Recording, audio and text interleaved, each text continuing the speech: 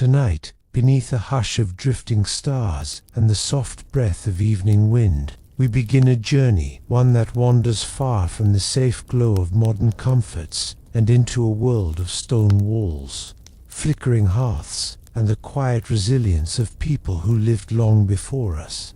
Why You Wouldn't Last a Day in Medieval Times is not a story of danger or fear, but a peaceful, atmospheric exploration of a time so different from our own that even its ordinary moments feel extraordinary. Before we step into that distant past, take a moment to settle in. And if you're joining from the US, Europe, Canada, or anywhere else around the world, whether it's late at night, early in the morning, or somewhere in between, I'm glad you're here. If you enjoy these stories, feel free to like, subscribe, and share in the comments where you're listening from and what time it is for you now. Now, get comfortable, dim the lights, let your mind drift like smoke rising from a medieval chimney. When you're ready, we'll slip quietly into the first part of our tale. The first thing you notice is the quiet, not the modern kind where appliances hum in the background and distant cars murmur like restless ocean waves, but a deeper quiet, shaped by open fields and the slow rhythm of people who live by daylight alone. It's early morning in a medieval village. Though the sky is still washed in pale silver, the sun not yet confident enough to rise above the distant hills. You stand at the edge of the village gate, though gate might be generous. It's little more than two tall posts of rough-hewn timber, the bark still clinging in places, tied together by a beam that creaks with every breeze. Just beyond it, the village unfolds in soft, muted colors.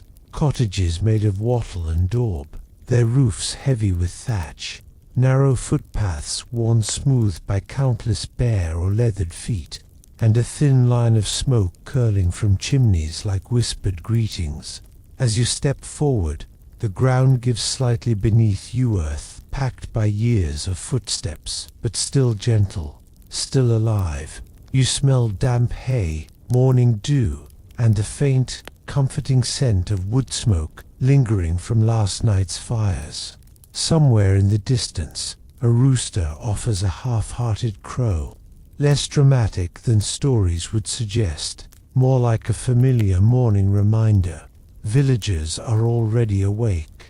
They move slowly, not with the rushed urgency of your own time, but with a practiced efficiency that comes from knowing every task matters.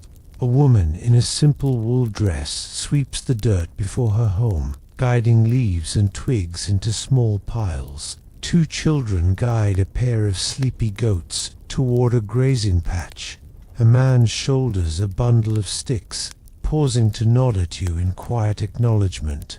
What surprises you most is not the hardship, though it lingers in the air like a ghost of colder days, but the gentleness.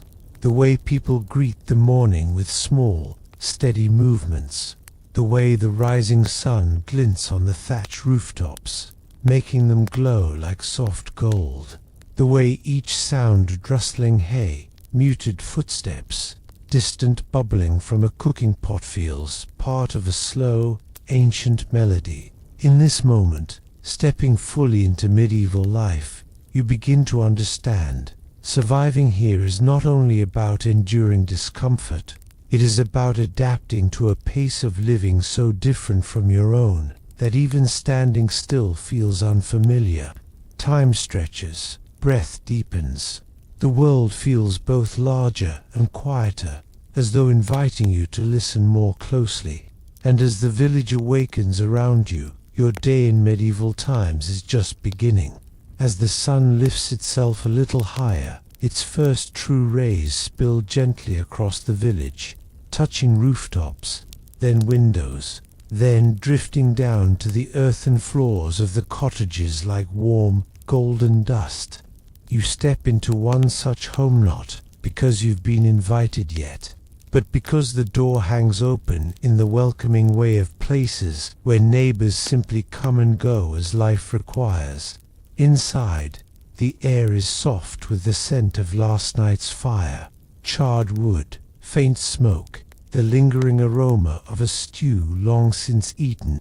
The floor is cool beneath your feet, uneven in places, shaped by use rather than design. A single beam of sunlight filters through the smallest gap in the thatch above, illuminating particles in the air that swirl lazily, as though even dust here prefers a slower rhythm. A woman stands near the hearth, her movements practiced and unhurried. She tends to the embers with quiet patience, coaxing them back to life. The glow grows gradually, like a secret waking up. She doesn't speak, words aren't needed, yet and you watch as she adds a few small twigs, then a thicker piece of wood, each one chosen with care. Fire, here, is not a convenience but a companion, something nurtured, tended, respected. Near the wall, a wooden cradle rocks ever so slightly with the motion of a light breeze slipping through the doorway. It creaks softly, a peaceful sound, like a lullaby that's been playing for centuries. A woven blanket, thick, coarse, but warm, hangs over the edge, its threads dyed with simple earth colors. Everything in the room is functional, yet everything carries a kind of humble beauty. Hanging from a beam above, bundles of dried herbs sway gently. Rosemary, sage, perhaps a cluster of lavender. Their scents drift together in a calming blend that wraps the room in a tender stillness.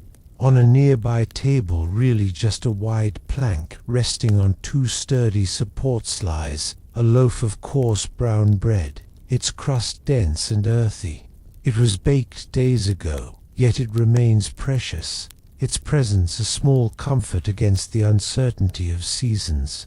You notice how the morning unfolds, not through devices or alarms, but through natural cues.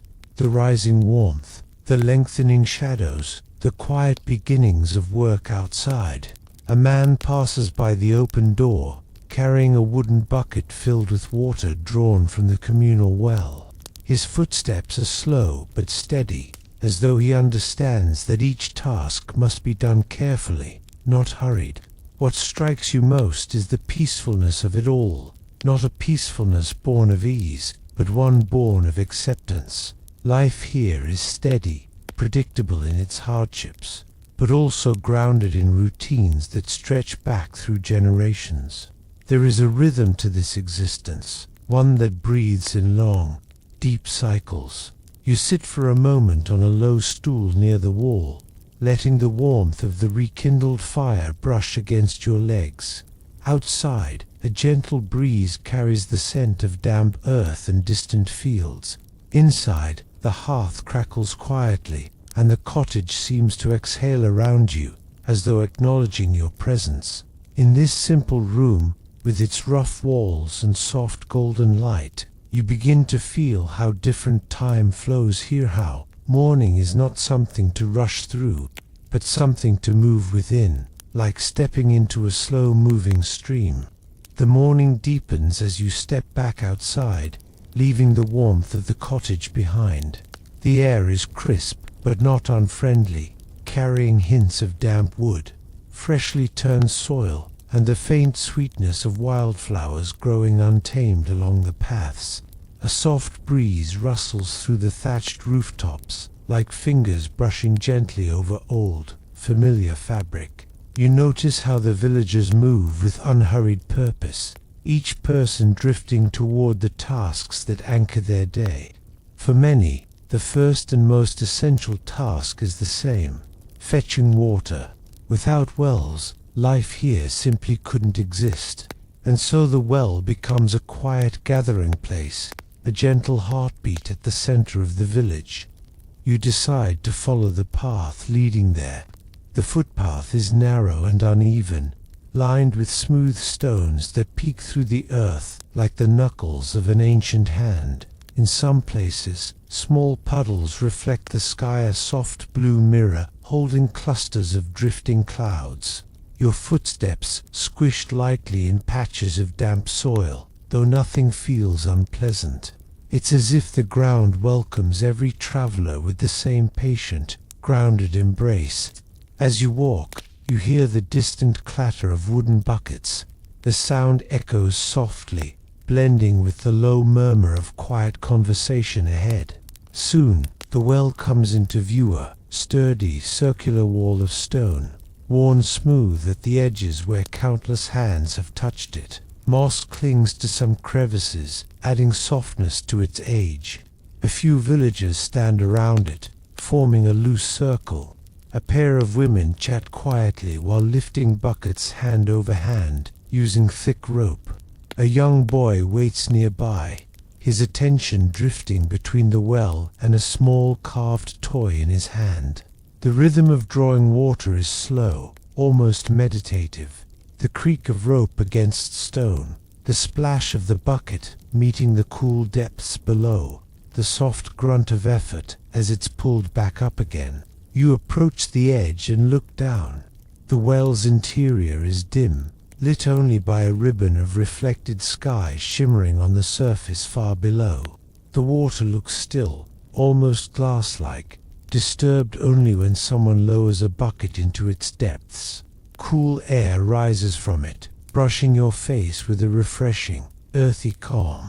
A man standing nearby glances at you with a gentle nod, then returns to his work. His hands are coarse, his sleeves rolled to the elbow, revealing skin tanned by years of labor beneath open skies. Yet there is no hurry in his movements, just measured strength, the kind that knows fatigue is certain but manageable when approached with steady rhythm. A woman filling her jug offers you a small, knowing smile. Perhaps she recognizes the look in your eyes, the mixture of curiosity, awe, and the quiet realization of how essential this simple ritual is to daily life here. In a world without taps or electric pumps, water is not just a convenience.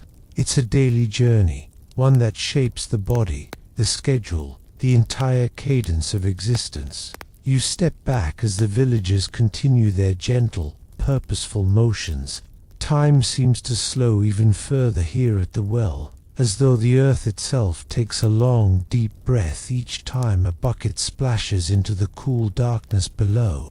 As the morning sun climbs higher, casting a soft glow over the well and the people around it, you feel the quiet truth of medieval life settling over you, that survival is not solely a test of strength or endurance, but a series of small, essential rituals, each one grounded in patience, in community, in the unhurried rhythms of the natural world. The sun has risen just enough to soften the chill in the air, warming the thatched roofs and sending thin beams of light wandering across the village paths.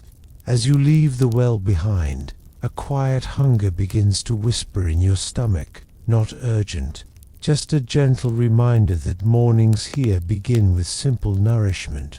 A villager, the same woman whose cottage you visited earlier, steps out of her doorway carrying a small clay pot. When she sees you lingering nearby, she offers a welcoming gesture, not quite a wave, not quite a beckoning, but something warm in between. Hospitality in medieval times isn't showy. It's woven subtly into small acts of inclusion. You follow her inside once more, grateful for the invitation. The cottage feels different now that the morning has fully settled. Light spreads across the walls, illuminating their uneven texture, making every woven basket and wooden bowl appear softer, calmer. The fire crackles with low, steady breaths, having grown into a dependable warmth since you last sat near it. She ladles a bit of porridge from the pot into a wooden bowl and sets it before you. It's thick, pale, and simple oats softened overnight, boiled with water, and just a small drizzle of honey stirred through. In your world, it might seem plain. Here, it's a meaningful comfort, made precious by the effort it takes to gather every ingredient. The wooden spoon feels smooth and well-worn in your hand, its handle polished by generations of fingers. When you take the first bite, The warmth fills your mouth slowly, the faint sweetness of honey unfolding like a quiet reward. It's not rich or overwhelming, it's grounding. The kind of food that doesn't demand attention but gently encourages your body to wake, to steady itself. Across the room, a man slices a piece of yesterday's bread with deliberate care. The crust cracks softly beneath the pressure of his knife, and he offers you a small piece along with a nadir gesture of welcome, perhaps even respect. The bread is dense and earthy, flavored by the grains grown just beyond the village and milled by hand at the nearby windmill. You chew slowly, appreciating its weight, its rustic texture, and the humble pride it carries. Nearby, the baby in the cradle stirs, stretching beneath the woven blanket. The woman moves toward the cradle with soft steps, rocking it gently with one hand while tending the hearth with the other. Her movements are almost musical, quiet, rhythmic, shaped by years of balancing responsibilities with calm precision. For a moment, you simply sit and observe the harmony of the household, the steady glow of the fire, the faint rustle of drying herbs overhead, the soft coos of the waking child, and the murmured exchange of words between the couple, warm and carried on the peaceful air. There is no rush, no ticking clock, no pressure to be elsewhere. Meals here are not hurried events. They are quiet beginnings to long days, shared moments that anchor the heart before work pulls everyone back into the rhythm of survival. As you finish the last spoonful of porridge, you feel the hearth's warmth seep gently into your chest. Outside, the village calls with the sounds of labor beginning in earnest, distant hammering, soft animal grunts, and the faint hum of voices preparing for the tasks ahead. You rise slowly, as though gravity itself has adopted the calm pace of this place. The woman gives a small, gentle smile. The man nods once more, and you step into the sunlight again, filled not just with food, but with a quiet sense of belonging, brief, perhaps, but deeply felt. The village hums with gentle purpose as you step once more into the open air. The sunlight has warmed the earth just enough to lift a faint mist from the grass, creating soft veils that drift lazily around the cottages. The sky above has settled into a pale, serene blue, with only the lightest strokes of cloud stretching across it like threads pulled from an old tapestry. You follow a slender dirt path that leads away from the homes and toward the wide fields at the edge of the village. The path winds gently, shaped not by planning, but by generations of footsteps, children running, farmers walking with tools over their shoulders, animals being guided to pasture. Each curve feels natural, like the earth itself chose where travelers should tread. As you walk, the sounds shift subtly. The clatter of buckets from the well fades behind you. The murmur of villagers talking becomes a distant hum. In their place comes the soft brushing of tall grasses against one another, swaying lightly in the breeze. The air here is fresher, carrying the scent of open land, sweet, earthy, touched by the promise of growing things. Soon, the fields open before you in long, quilted stretches of green and brown. Some rows are freshly turned, the soil rich and dark, still holding traces of morning dew. Other patches are dotted with new sprouts, fragile but determined, reaching upward as though welcoming the sun. In the far distance, a few figures bend at the waist, tending to their crops with slow, methodical movements. Closer by, a man leads a plow pulled by a sturdy ox. The ox moves at a deliberate pace, hooves pressing deep into the softened earth. With every step, the plow cuts a clean line, turning soil that crumbles in gentle clumps. The man guiding it barely speaks, just soft murmurs of encouragement, more rhythm than instruction. You can see the strength in his posture, not sharp or sudden but steady, shaped by years of working this land. A woman kneels in a nearby row, her hands buried in the soil as she pulls small weeds from around young plants. She works with surprising tenderness, thumb and forefinger grasping each weed, removing it carefully so as not to disturb the fragile sprouts nearby. Her sleeves are rolled high, revealing arms marked by sun and labor, but her expression is peaceful. This work, though demanding, seems to ground her as deeply as the roots she tends. The breeze grows slightly stronger, carrying with it a chorus of subtle sounds, the rustle of wheat stalks swaying in unison, the creak of wooden wheels from a distant cart, the occasional call of a bird circling lazily overhead. Together, they weave a quiet symphony of rural life, an ancient melody that has accompanied countless mornings like this one. You pause at the edge of the field, letting your gaze drift over the terrain. There is something humbling about the vastness of it, the way the land stretches without boundary, the way every row represents hours of labor, the way the villages seem almost part of the landscape itself. In modern life, food appears in markets and stores without much thought. Here, every loaf of bread, every bowl of porridge, every handful of herbs comes directly from this earth, earned through steady dedication. A young girl carrying a small basket of seeds walks past you, offering a shy, fleeting smile before continuing toward her family.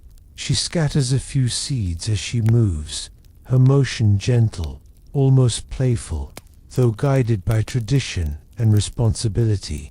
Even children here hold roles that matter, their actions part of the delicate chain that sustains the village. As you stand in the quiet openness, you begin to comprehend the deep connection medieval people had with the land, not as an idea or an ideal, but as a daily truth.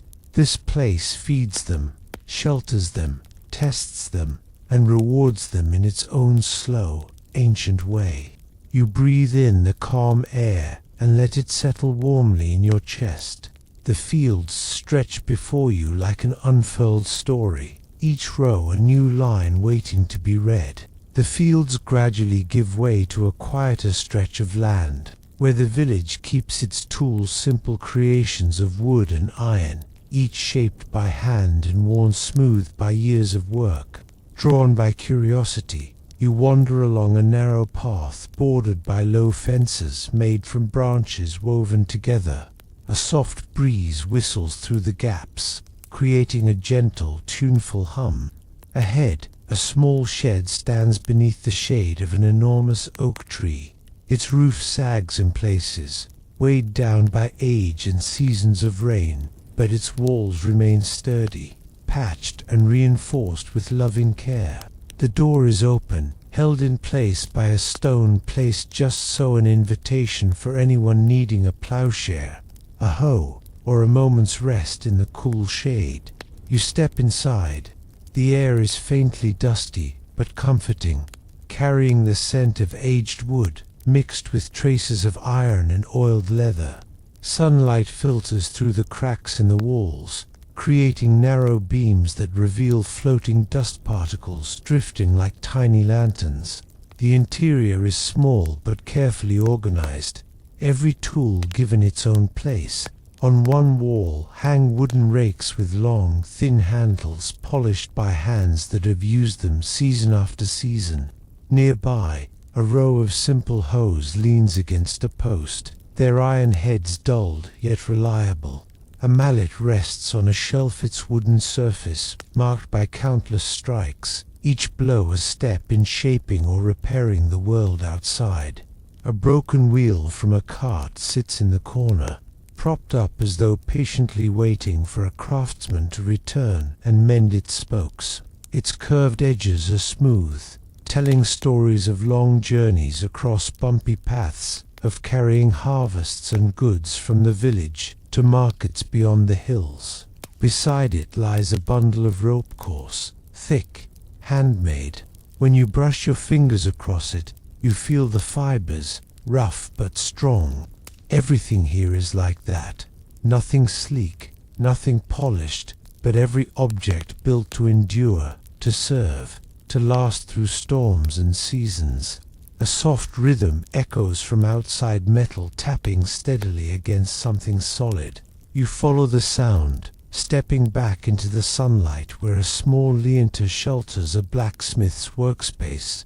It's not the roaring forge you might imagine from grand tales. It's modest, compact, yet full of life. The blacksmith, a middle-aged man with sleeves rolled up in soot, marking his cheeks, moves with measured grace. He shapes a small iron hook, heating it in the modest fire and tapping it gently against the anvil. The sound rings out softly, crisp but not jarring, like a heartbeat keeping time with the earth beneath your feet. His tools are few but well loved: tongs, a hammer, a file. Each bears signs of years of use. Each is essential. You stand quietly as he works, watching sparks leap in tiny bursts before fading into the air. There is no rush in his movements, no frantic strike.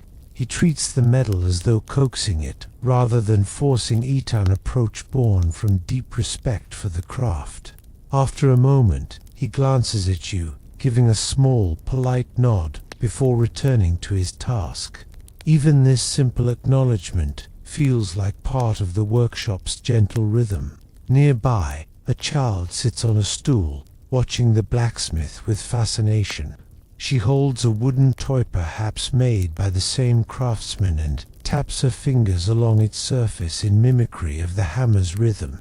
Her quiet presence adds warmth to the scene, a reminder that skills here pass not only through instruction, but through observation, through shared moments spent in steady companionship.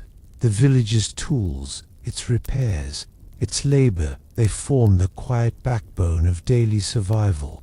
Not glamorous, not grand, but deeply steadying. Everything here is shaped by hands, patience, and time. You breathe in the scent of warm iron and old wood, letting the tranquility of this place settle over you like a soft blanket. As the morning hours stretch into their quieter middle, the pace of the village shifts almost imperceptibly. Work continues, but a softness begins to settle over everything, as though the sun, now warm but not harsh, reminds the world to slow just a little. You make your way back toward the center of the village, where the small wooden church stands. Its structure is humble: walls of timber, a roof of weathered thatch, and a tiny bell tower perched atop it like a bird's nest, carefully built over many seasons. Though modest, it carries an undeniable presence, shaped not by grandeur but by the countless gatherings it has witnessed. The churchyard is peaceful. Grass sways gently around the stones, marking generations past. Bees drift lazily between small wildflowers that have taken root along the edges of the fence. The village rarely knows true silence, but this place comes close. The stillness here is not empty. It feels full, like a deep breath held lovingly by the earth. Then softly, not sharply, the bell rings. Its voice carries across the village in warm, rounded tones, not urgent, not commanding, just a reminder of the hour, a signal that the morning's labors are giving way to midday. The sound flows over the fields, weaves through open doorways, and drifts along the narrow paths. Even the birds seem to pause for a moment, as though listening. For the villagers, the bell marks a gentle transition. A few people begin to straighten from their work, stretching tired muscles, dusting soil from their hands, brushing loose strands of hair from their faces. Others continue moving, but slower now, pacing themselves with a kind of practiced grace. You find a place to sit on a low stone near the church wall. The stone is cool in the shade, but the sunlight nearby glows like a soft golden blanket. The breeze carries with it the faint aroma of baking bread from several homes where dough has been tucked into clay ovens to rise and crisp. The scent brings a kind of comfort, as though promising warmth and nourishment at the end of the day. In the distance, a shepherd guides a small flock of sheep closer to the village edge. Their wool catches the sunlight, each animal moving in gentle, bobbing motions like clouds drifting just above the ground. The shepherd's staff taps the earth in slow, steady rhythms, blending seamlessly with the fading echoes of the bell. A few children chase one another across the grass, their laughter carrying lightly on the air. They fall down, roll, get up, and continue without a care. Their joy is quiet, simple, unforced, the kind that comes from knowing the day is long and the world is wide enough to explore without hurry. Even the animals seem to join the midday calm. Chickens scratch the earth lazily near a cottage fence. A pair of goats lounge in the shade beneath a cart, their ears flicking every so often at drifting flies. A cat stretches luxuriously along a windowsill, blinking slowly at the world as though it has all the time in the universe. The bell's final note fades gently into the open sky, lingering for just a heartbeat longer before dissolving completely. And in that moment, halfway between morning work and afternoon tasks, you feel the serenity of medieval life at its clearest. A world where time isn't chased but lived. A world where the day unfolds like a long exhale. A world where even the simplest hour carries its own quiet beauty. You sit a little longer, letting the peace settle into your shoulders, your breath, your thoughts. The village breathes with you, unhurried and welcoming. As the echoes of the midday bell fade into the open sky, you rise from your seat beside the church and wander toward a small clearing just beyond the main path. Here, beneath a patchwork of gently swaying cloth awnings, the village market begins to stir. It isn't a bustling scene like modern marketplaces, no vibrant neon signs, no loud music, no hurried crowds. Instead, it's a soft gathering of people and goods, shaped by the calm rhythm of village life. The ground beneath your feet is a mixture of packed earth and scattered straw, laid down to soften the steps of both villagers and the occasional animal wandering through. The air carries a blend of gentle aromas, fresh herbs, warm bread, hints of wool, and the sweet, earthy scent of produce pulled from the soil only hours before. A row of simple wooden tables forms the market's heart. Each one holds something different, arranged not with artful precision, but with the earnest care of people offering their best to neighbors they've known their entire lives. At the first table, a farmer displays baskets of root vegetables, carrots, turnips, onions, each one brushed clean but still bearing the quiet story of the earth it came from. The colors are muted but comforting, orange softened by dust, creamy whites touched by pale gold where the sun hit them in the field. The farmer smiles as you pass, his hands stained faintly brown from the morning's work. Next, you stop at a table where an elderly woman sits beside bundles of herbs tied neatly with twine. Sage, rosemary, thyme, mint, each bunch releasing a subtle fragrance into the air. She hums softly as she works, fingers moving with years of familiarity. When she notices you, she nods gently and lifts a small bundle of lavender to her nose, inhaling with a look of serene contentment. The scent drifts toward you, calming and warm, like a slow exhale at the end of a long day. Farther down, a young man sells wool spun from the sheep that graze on the hills beyond the village. The wool is soft, dyed in natural hue, smoky grays, moss greens, warm browns. He demonstrates how the fibers twist together, his hands moving in smooth circles. A spindle rests beside him, its wood polished by countless hours of work. The sight is mesmerizing, the motion as soothing as watching ripples on a quiet pond. Nearby, a baker arranges flat, round loaves of freshly made bread. The crusts are golden, their surfaces marked by simple patterns cut before baking. The warmth radiates upward, carrying with it the soft scent of grains and a hint of wood smoke from the oven. You hear a faint crackle as he slices one open for a waiting customer, revealing a tender crumb inside, dense yet inviting, the result of slow preparation and steady heat. At the edge of the market, a small pen holds a few chickens for trade. They cluck softly as they wander inside the enclosure, occasionally pecking at the ground. A boy sits nearby, keeping watch. He swings his feet gently, heels tapping the wooden slats in a calming, rhythmic pattern. His expression is patient and content, as though he could sit there all afternoon without complaint. Through it all, voices rise and fall in warm, unhurried exchanges. People ask, offer, laugh quietly, negotiate not with intensity but with trust. The market is less about commerce and more about connection, each interaction a thread weaving the village together, strengthening the bonds that help everyone endure the daily challenges of medieval life. You walk slowly, taking it all in. The colors, the scents, the textures, the gentle conversations. Nothing is rushed.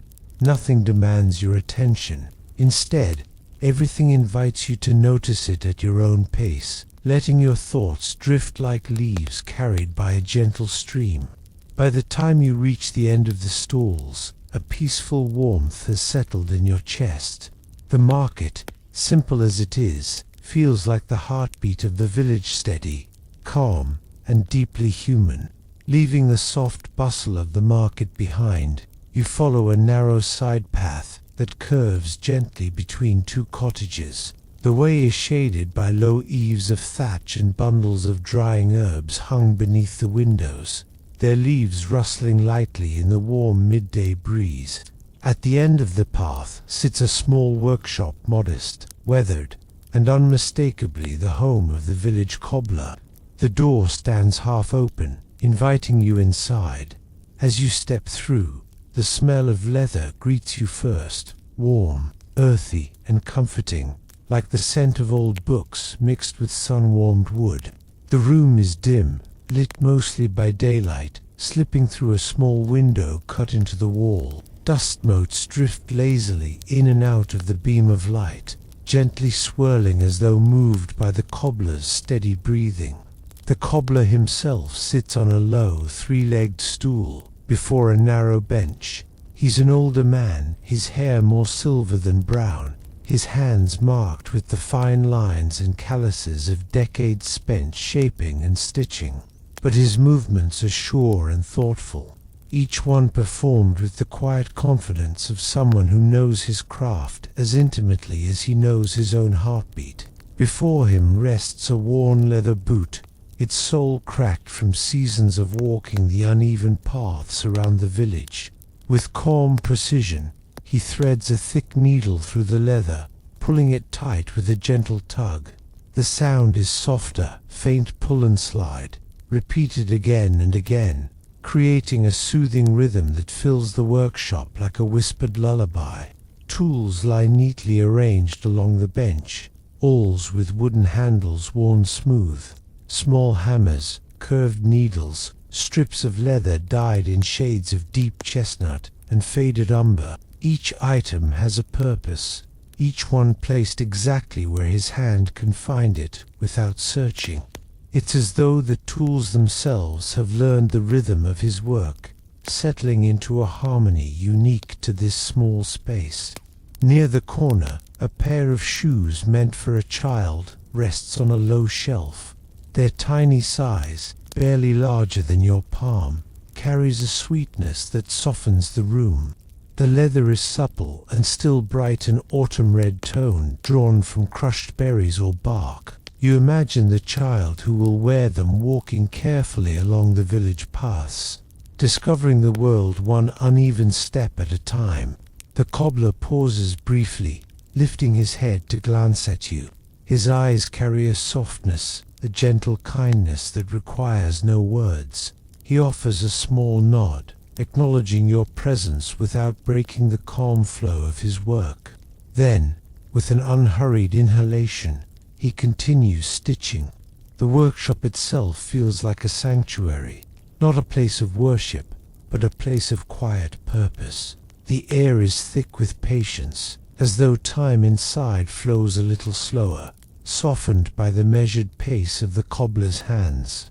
Each stitch he makes carries the weight of countless footsteps, journeys taken, tasks done, lives lived in the steady span of medieval days.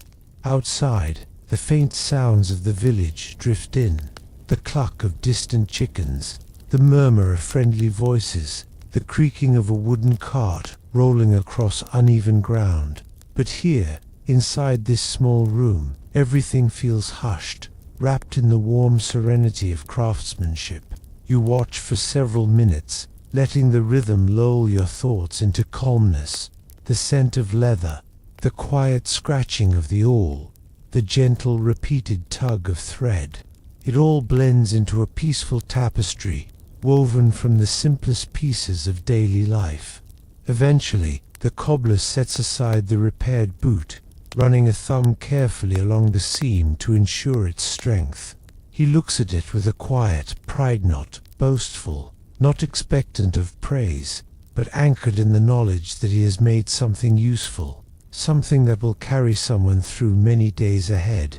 And in witnessing this small act of creation, you begin to understand yet another truth about medieval life, that even the humblest moments hold a kind of grace, shaped by patient hands and the slow passing of time. The earliest light of morning had not yet gathered itself along the horizon, and still the marketplace of the medieval town was beginning to stir, not with bustle nor clamour, nor the bright calls of merchants vying for attention, but with something much softer, something almost shy and hesitant, as though the town itself were rubbing sleep from its eyes. You step through the wooden archway leading into the square, guided not by torches most have guttered out in the night, but by the pearly glow of the sky as it slowly prepares for sunrise. A hush hangs over the space, so gentle it almost feels like a veil. Crisp air settles around you, carrying the faint scent of drying herbs, old timber, and the cool dew that gathers on stone. Stalls sit in patient rows, their canvas coverings pulled low, darkened by the softness of night. Beyond them, a few silhouettes move quietly, merchants who wake before the world does. They are lifting shutters, smoothing fabrics, shaking out woven baskets. Their motions are unhurried, like dancers practicing steps long remembered.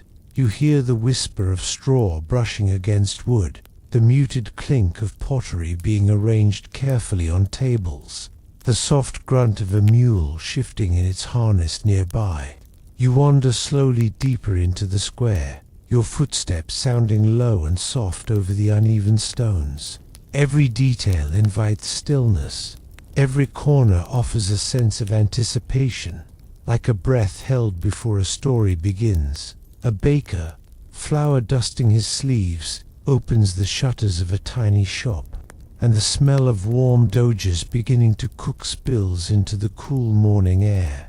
A woman tying bunches of lavender looks up, giving you the smallest nod, as though acknowledging a fellow early traveler. Even the animals seem subdued in this hour.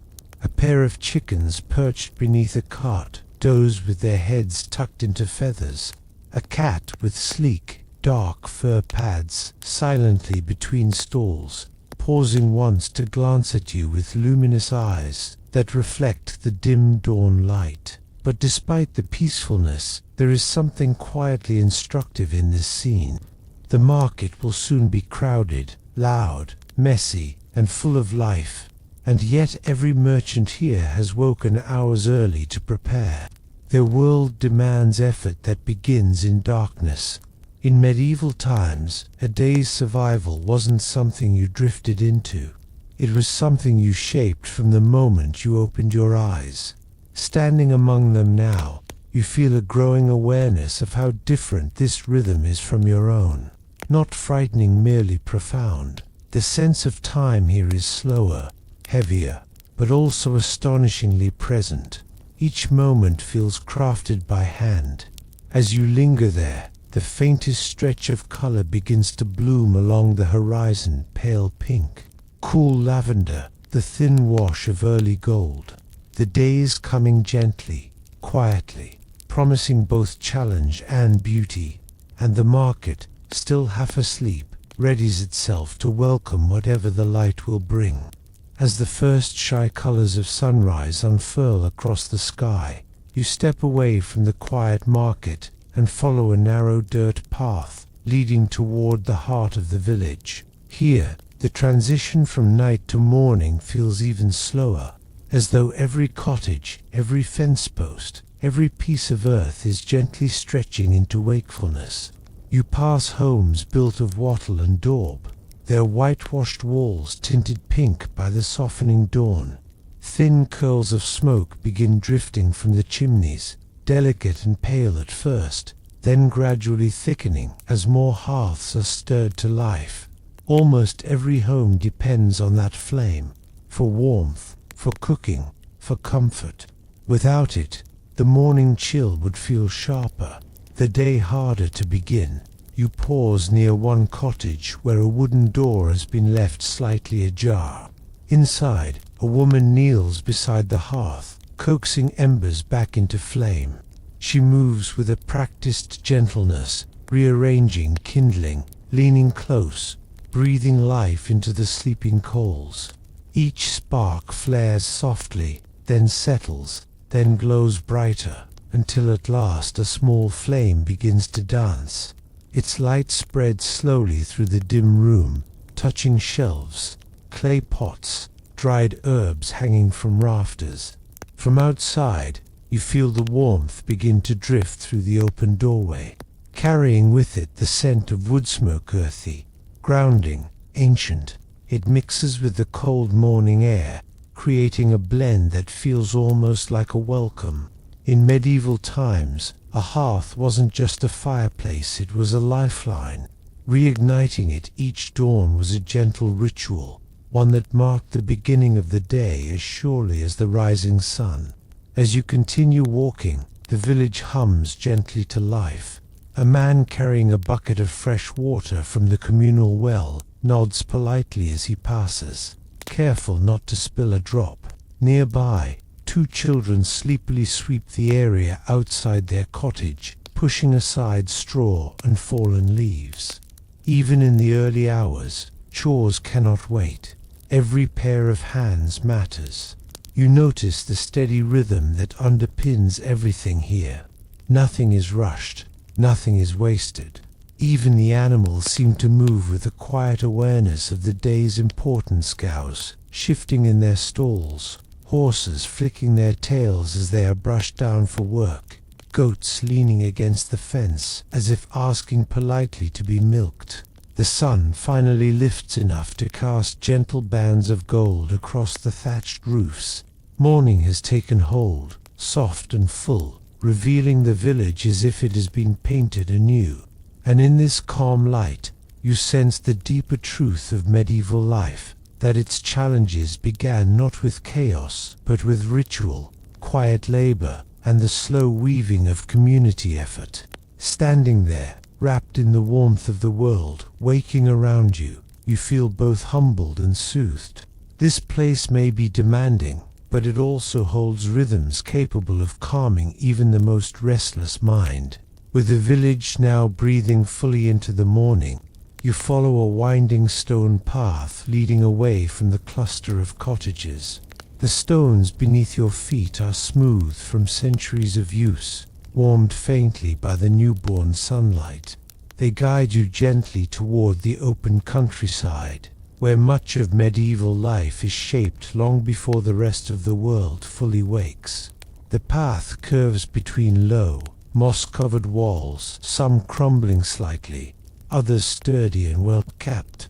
Dew gathers on the grass beside them, shimmering like a scatter of tiny stars. Each step releases a soft, earthy scent from the ground, a reminder of the deep connection between people here and the land they depend on.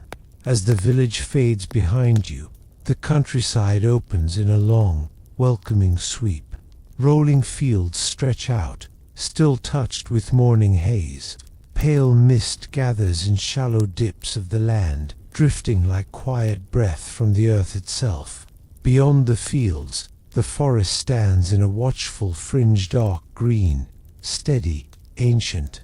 A pair of farmers make their way along the same path, walking at a slow, even pace. One pushes a wooden cart filled with tools, hoes, rakes, bundles of rope, and a small clay jug tied carefully with twine. The other leads a patient ox by a loop of leather, its steps heavy but unhurried. You fall into a gentle rhythm alongside them, the clip of hooves against stone blending softly with birdsong above. The farmers greet you with the kind of nod reserved for early travelers, respectful, as though acknowledging that you, too, are joining the world's first labor of the day. There are no hurried words, no rush to fill the air. In this time, silence feels natural, like part of the landscape. As you all crest a small rise, the fields reveal themselves more fully. Rows of crops stretch like neat brushstrokes across the earth, barley in one section, its early stalks rustling faintly in the breeze, and patches of young vegetables in another. The soil here is dark and rich, shaped by countless hands and countless seasons. The farmers pause, resting their tools briefly against the ground, simply observing the state of the land before beginning the day's work. You can almost feel their thoughts, a mix of respect, preparedness, and a patient kind of determination. Farming in these times is not a task rushed or taken lightly. It is a quiet pact with nature, a slow conversation between human effort and the whims of weather, soil, and season. A soft wind moves through the fields then, carrying the scent of damp earth and growing things. It brushes against your face with a cool gentleness, as though inviting you to breathe deeper, to slow down, to match the rhythm of this place. In the distance, sunlight breaks fully across the landscape, warming the tops of the hills and sending thin beams of light between the trees. Morning is no longer just beginning, it is unfolding, petal by petal, across the countryside. Here, among the fields, you can feel how medieval life is shaped, not by urgency, but by patience, by quiet effort, by the steady partnership between people and land. And walking the stone path, you sense just how delicate and grounding that balance truly is. The farmers step off the stone path and into the soft, waiting soil, and you follow them, feeling the earth give slightly under your feet. The fields, now touched fully by sunlight, glow a warm, muted gold. Dew clings to each blade of grass, each tender leaf, transforming the early morning into a quiet, glistening world, like the land itself is dressed in tiny drops of light. One farmer lifts a wooden hoe, its handle polished smooth from years of use. He begins to work the soil in slow, steady motions, each pull deliberate, each lift of earth gentle. The sound is soft and rhythmic, the muted scrape of wood, the whisper of soil turning, the faint shifting of small stones beneath the surface. It's almost hypnotic, a motion that feels as old as time. The other farmer prepares the ox for ploughing, securing a wooden yoke with careful, practiced hands. The ox stands patiently, its breath rising in slow, steady clouds in the cool air. When the farmer murmurs a gentle command, the animal moves forward, pulling the plough through the soil in a smooth, sweeping line. The earth folds open behind it, dark and fertile, releasing the rich scent of minerals and moisture, not sharp, but grounding, almost comforting. You watch the furrows appear one by one, like the opening lines of a story being etched into the land. rows that will cradle seeds, then sprouts, then the promise of food months from now. In medieval times, every furrow mattered. Every row held the possibility of nourishment or the risk of scarcity. The people here understood that survival was not built in a single day, but shaped through countless quiet mornings like this one. As the farmers work, birds swoop low over the field, searching for insects stirred from the soil. Their wings flash silver as they catch the light, darting and spiraling with graceful ease. From nearby trees, songbirds add delicate notes to the morning air, soft trills, gentle warbles, the kind of melodies that seem to weave themselves into the rhythm of labor. You feel the slow calm of the place settling around you. The sunlight warms your shoulders. A breeze drifts across the fields, carrying hints of wildflowers, distant hearth smoke, and the earthy aroma of freshly turned soil. Even the sounds of work and movement blend seamlessly into the soothing landscape, each one low, steady, patient. It becomes clear that medieval life is not merely difficult, it is deeply paced. It moves with the seasons, follows the light, listens to the soil. There is hardship, yes, but also a grounding sense of purpose that unfolds quietly, day by day. Here, the smallest tasks feel meaningful, part of a long chain of efforts that keeps the village alive. As you stand there, you sense that you, too, are becoming part of this slow, ancient rhythm, breathed into it, carried by it, calmed by the steady shaping of the land. As the sun rises higher, warming the fields with a gentle, steady glow, the farmers finally pause in their work. Morning has deepened into a soft, golden hour, and though the labor has been calm and rhythmic, it is still labor slow, physical, and woven with careful attention. You feel it too, the subtle pull of the hours, the way the body recognizes the need to rest, even in the midst of gentle effort. One of the farmers points toward a hedgerow that borders the field, a thick, living fence of hawthorn, elder, and bramble. The leaves glimmer faintly where sunlight touches the dew still gathered on their edges. Beneath it lies a stretch of soft grass, shaded and inviting, the kind of place meant for quiet pauses. Without a word, the farmers walk there, their movements unhurried, their tools laid carefully aside. You follow them into the cool patch of shadow. The air beneath the hedgerow carries a different scent, green and slightly sweet, with hints of crushed clover and the faint tang of berries hidden deep within the brambles. The shade feels soothing on your skin after the open warmth of the field. A soft breeze threads through the leaves, making them whisper together in a language older than memory. One farmer pulls a small cloth bundle from his cart and unfolds it, revealing simple food: coarse bread, a piece of cheese, and a few apples with skin the color of dusty gold. Nothing extravagant, nothing hurried, just the steady fuel that keeps the day going. He breaks the bread with his hands, the crust cracking softly, and offers you a piece. The gesture carries a quiet generosity, the kind that exists naturally in communities where every shared moment lightens the day.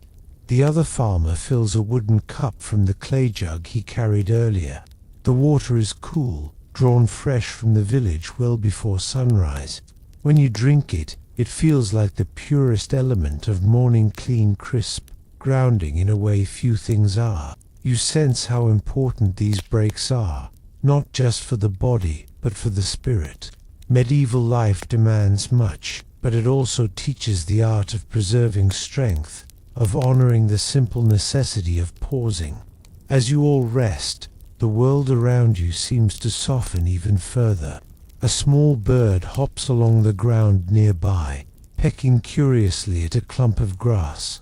Insects hum lazily through the air, drifting between patches of sunlight. Farther off, the ox stands in a patch of shade, tail swishing slowly.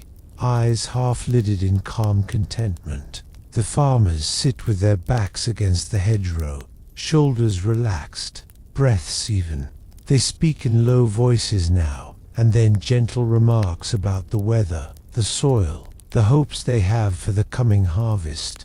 The tone is peaceful, drifting like leaves carried on a mild breeze. You may not recognize every word, but the feeling behind them needs no translation. Quiet cooperation, quiet hope, quiet endurance. Above the hedgerow, the sky is a soft, luminous blue. Wisps of cloud move lazily across it, unhurried as everything else in this moment. Time seems to stretch, long and kind, as though acknowledging that even the hardest working souls deserve a space where the world holds still. Resting here, in the cool shade, with the gentle rustle of leaves around you, you feel yourself sinking deeper into the medieval rhythm, slow, steady, real. A rhythm built not on haste, but on presence.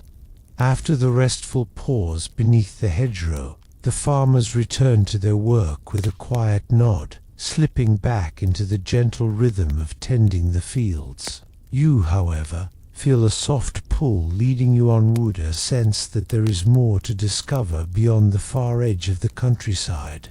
So you follow a narrow dirt track that winds away from the fields, its edges lined with tall grass and wildflowers that sway lazily in the warm breeze.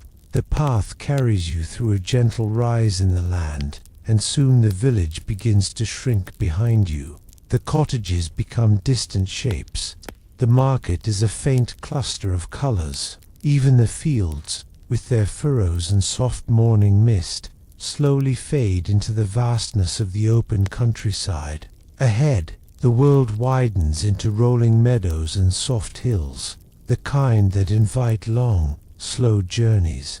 The air shifts slightly as you walk, scented now with warm grass, sunlit earth, and the distant sweetness of wild honeysuckle curling along the hedges. Each breath feels calm and unhurried. Birds dip and glide overhead, their wings catching the light. Their songs scatter across the landscape like tiny bells, soft, bright, and soothing. After some time, you crest a small rise, and a new scene reveals itself. In the distance, perched upon a gentle hill, stands the manor. Its stone walls, though weathered, rise proudly above the landscape. Sunlight glows along the edges of its high windows. The surrounding land unfolds in smooth, cultivated stretches, orchards, gardens, and pastures all stitched together to form the heart of the estate. The road leading toward the manor is lined with ancient trees, oaks and beeches, whose thick branches form an arching canopy overhead. Their leaves flicker in the sunlight, creating shifting patterns of gold and shadow on the path. Walking beneath them feels like passing through an old, living corridor, one built not by human hands but by time itself. The deeper you go, the more the landscape takes on a quiet orderliness. Young stable hands guide horses from the meadow toward wooden fences. Gardeners move through rows of vegetables, harvesting herbs with calm, practiced motions. A pair of shepherds guide a flock of sheep across a distant pasture, their soft calls floating gently on the breeze. Despite the quiet activity, the manor grounds feel peaceful, almost meditative. Every sound is soft, every motion measured. The people here begin their day with the same patience you've seen throughout medieval life, but with tasks shaped by duty to the estate and its lord. Some jobs are laborious, others careful and delicate, but all are done with a steady sense of purpose. As you walk closer, you notice how the land itself seems to breathe. The orchards sway gently in the breeze. The tall grass ripples like silk. Sunlight moves across the manor walls, warming their cold stone into a softer grey. Even the shadows cast by the towering trees feel calm and sheltering. A wooden cart passes you on the road, its wheels creaking softly as it carries sacks of grain toward the main entrance. The driver offers a polite nod, his expression gentle, as though early travelers are a familiar and welcome sight. Behind him, a pair of hounds trot lazily along, tails wagging, noses brushing the air for familiar scents. You continue along the shaded road, feeling the stillness settle around you like a light cloak. The manor, though large and commanding, does not feel imposing. Instead, it feels like the quiet heart of this Regina place, where countless stories begin, unfold, and return, shaped by the hands of those who work its land. Here, the medieval world expands again, revealing not just the struggles, but also the calm structure of everyday life. The manor is a world within a world, and as you approach its gates, you feel a new chapter beginning to unfold, slowly, gently, just as the morning has done. As you draw closer to the manor, the path levels out, carrying you across a smooth stretch of packed earth that has been shaped by wagons, horses, and the steady footsteps of countless workers who pass through each day. The trees that once arched overhead begin to thin, their shadows softening, until at last the full expanse of the manor reveals itself before you, broad, sturdy, and deeply rooted in its place atop the hill. The stone walls rise with a quiet dignity. Though weathered by seasons and time, they hold a softened grace, as though shaped by generations who maintained them by hand. Creeping ivy winds along the lower stones, its green leaves glowing gently in the warm light. High windows glint faintly as clouds drift overhead, casting shifting patterns of brightness along the walls. The entrance courtyard opens around you, calm and orderly. Workers move through it in slow, purposeful motions, some carrying baskets of linens, others sweeping the ground with wide bristled brooms that whisper softly as they pass over the stones. A pair of stable hands lead horses toward a wooden trough, the animals' hooves thudding gently in the cool morning air. The horses lower their heads to drink, their movements languid, peaceful. A faint breeze carries the scent of rosemary and thyme from the manor gardens nearby. You catch glimpses of the neatly kept plots rows of herbs, flowering shrubs, and vegetables arranged with careful, loving attention. Gardeners move through them, trimming and tending, their actions smooth and deliberate. Even their tools seem to make soothing sounds. The snip of shears, the brush of leaves, the soft tread of footsteps on dark, fertile soil. As you approach the main doorway, a steward passes by dressed in simple, well-worn garments. His posture is straight, his face calm, marked with the quiet authority of someone who understands the rhythm of every corner of the manor. He notices you and offers a polite, welcoming nod before continuing on his way, his hands clasped behind his back in an easy, thoughtful manner. Two wooden doors stand at the entrance, broad and thick, carved with patterns of vines and curling leaves. Their surfaces are smooth from years of use, and the iron hinges gleam faintly, polished by many hands. When the doors open, they do so with a slow, steady creak that echoes gently through the corridor beyond, like the beginning of a long, warm sigh. Inside, the air shifts. It is cooler here, touched by stone and shadow, scented faintly with beeswax from candles that line the walls. The hallway stretches inward, lit softly by narrow windows that let in thin ribbons of gold. The light dances across tapestries depicting scenes of harvests, hunts, and quiet moments of daily life, threads woven carefully by artisans whose work still holds gentle beauty centuries later. Your footsteps echo lightly on the stone floor as you move forward. Every sound is softened, wrapped in the manor's calm hush. The deeper you walk, the more the space seems to settle around you, as if welcoming you into its quiet heart. Finally, you reach the entrance to the great hall of vast room, whose doorway stands open, bathed in warm morning light. The faint murmur of workers within drifts out to greet you, blending with the soft crackle of a fire newly kindled in the great hearth. This is where the manor begins its day, with gentle organization, quiet preparation, and the calm unfolding of purpose. Even here, in a place of authority and structure, the medieval rhythm remains steady, soothing, and deeply rooted in the slow passage of time. You step through the wide doorway and into the great hall, a space that seems to breathe with its own slow, ancient rhythm. The first thing you notice is the light, not bright or harsh, but warm and mellow, settling over every surface with the softness of early day. Sunbeams spill through high, narrow windows, their glow catching gently on floating dust motes that drift like tiny stars suspended in the quiet air. The hall is vast, yet not overwhelming. Its stone walls are thick, sturdy, touched by age in ways that feel comforting rather than imposing. Tapestries hang along them, the fabric gently stirred by faint draughts. Each tapestry depicts scenes of nature and community, fields in harvest, gentle rivers, forests filled with dear images, chosen not for grandeur but for familiarity, for grounding, for continuity.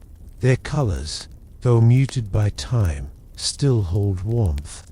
At the far end of the hall, a great hearth burns with a fire just beginning to gather strength. Flames crackle softly, sending out waves of slow, welcoming heat.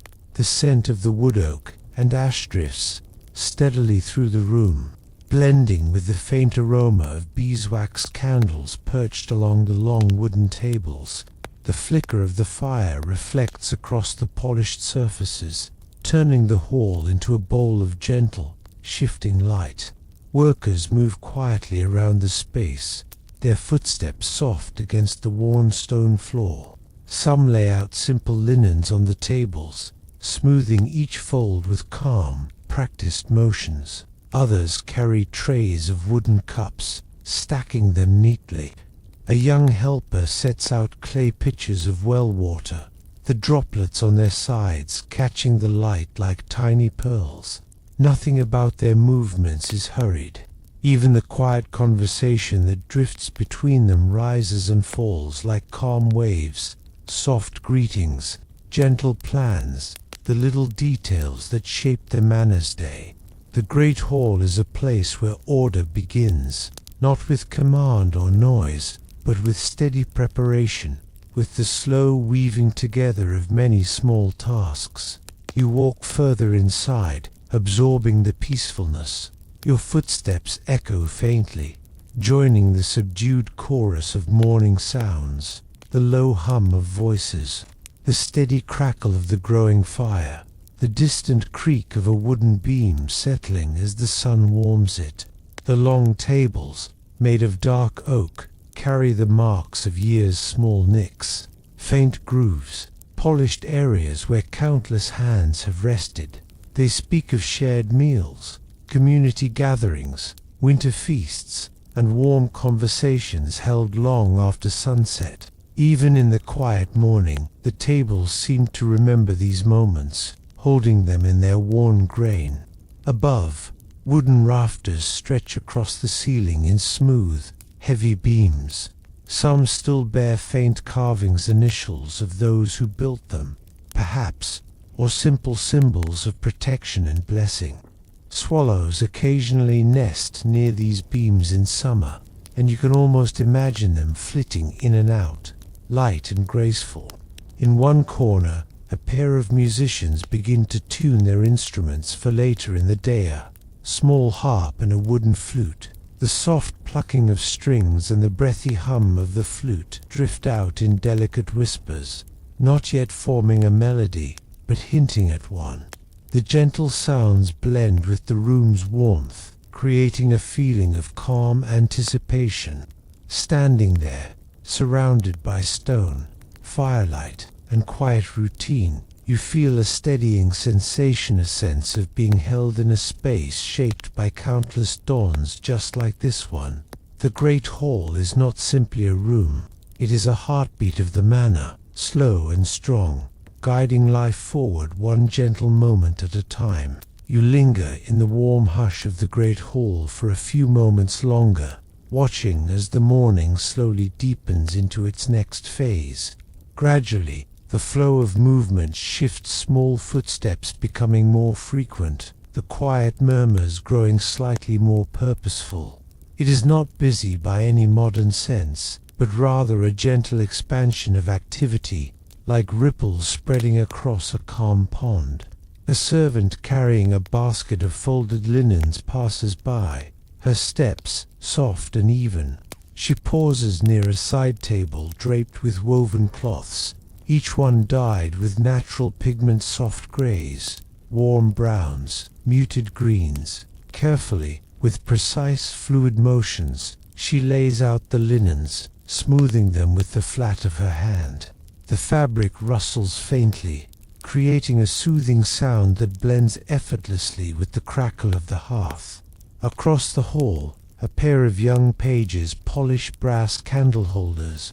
They sit cross-legged on the floor, backs straight, working in unhurried circles with small cloths. The brass catches the morning light, glowing like captured sunlight. Their hushed voices drift upward, gentle conversations about tasks to come, or hopes for the next feast day, or simple observations about the weather. Every word is soft, careful, as though mindful not to disturb the peace of the hall.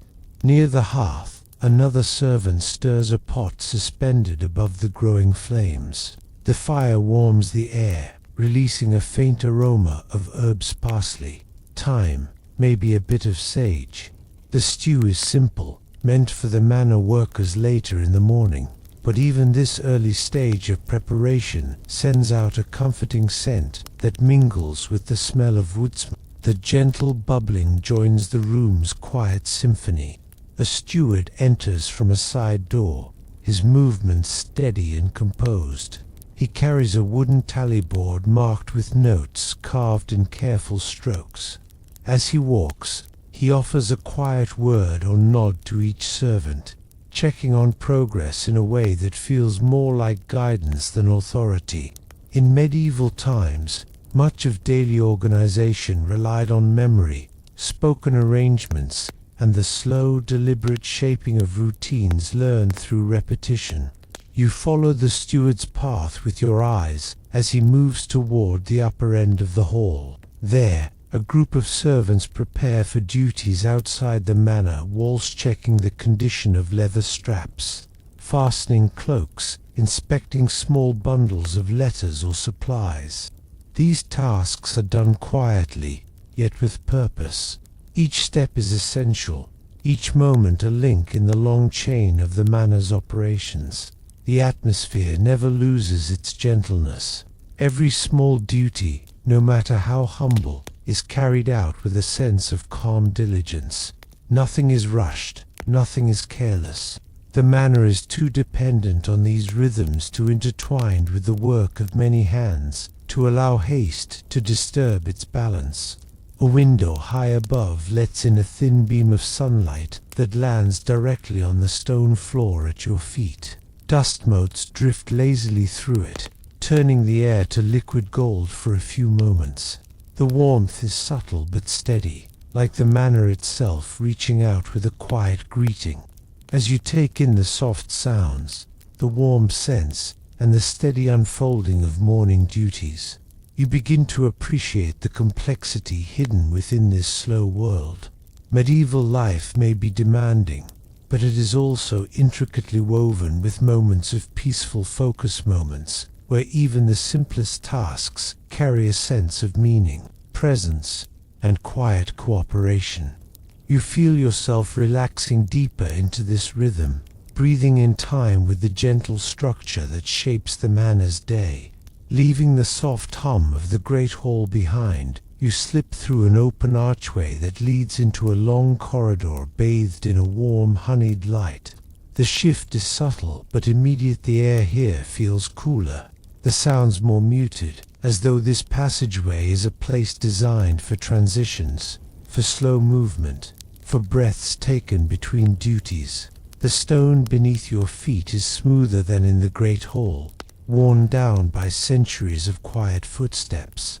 Each step produces a muffled echo that blends with the soft sigh of a breeze drifting in through. The narrow windows cut high into the wall. Golden sunlight spills through those openings in angled shafts, painting delicate ribbons of brightness along the floor.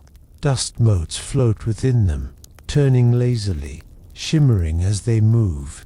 As you walk, the corridor reveals small details that speak to the manor's quiet life. Niches carved into the walls hold simple clay vases filled with dried herbs, lavender, rosemary, mint. Their scents blend into the air in subtle whispers, calming and earthy. Old wooden benches sit along the walls, polished smooth by years of use. Each one carries the faint mark of those who once rested here, servants pausing before a task, messengers catching their breath, children waiting for instructions from their elders. The deeper you walk, the lighter the air becomes, as though something ahead is brightening the space. The corridor makes a gentle turn, and suddenly the soft sounds of the manor's inner courtyard drift toward you, distant voices. The swish of water, the faint cooing of doves.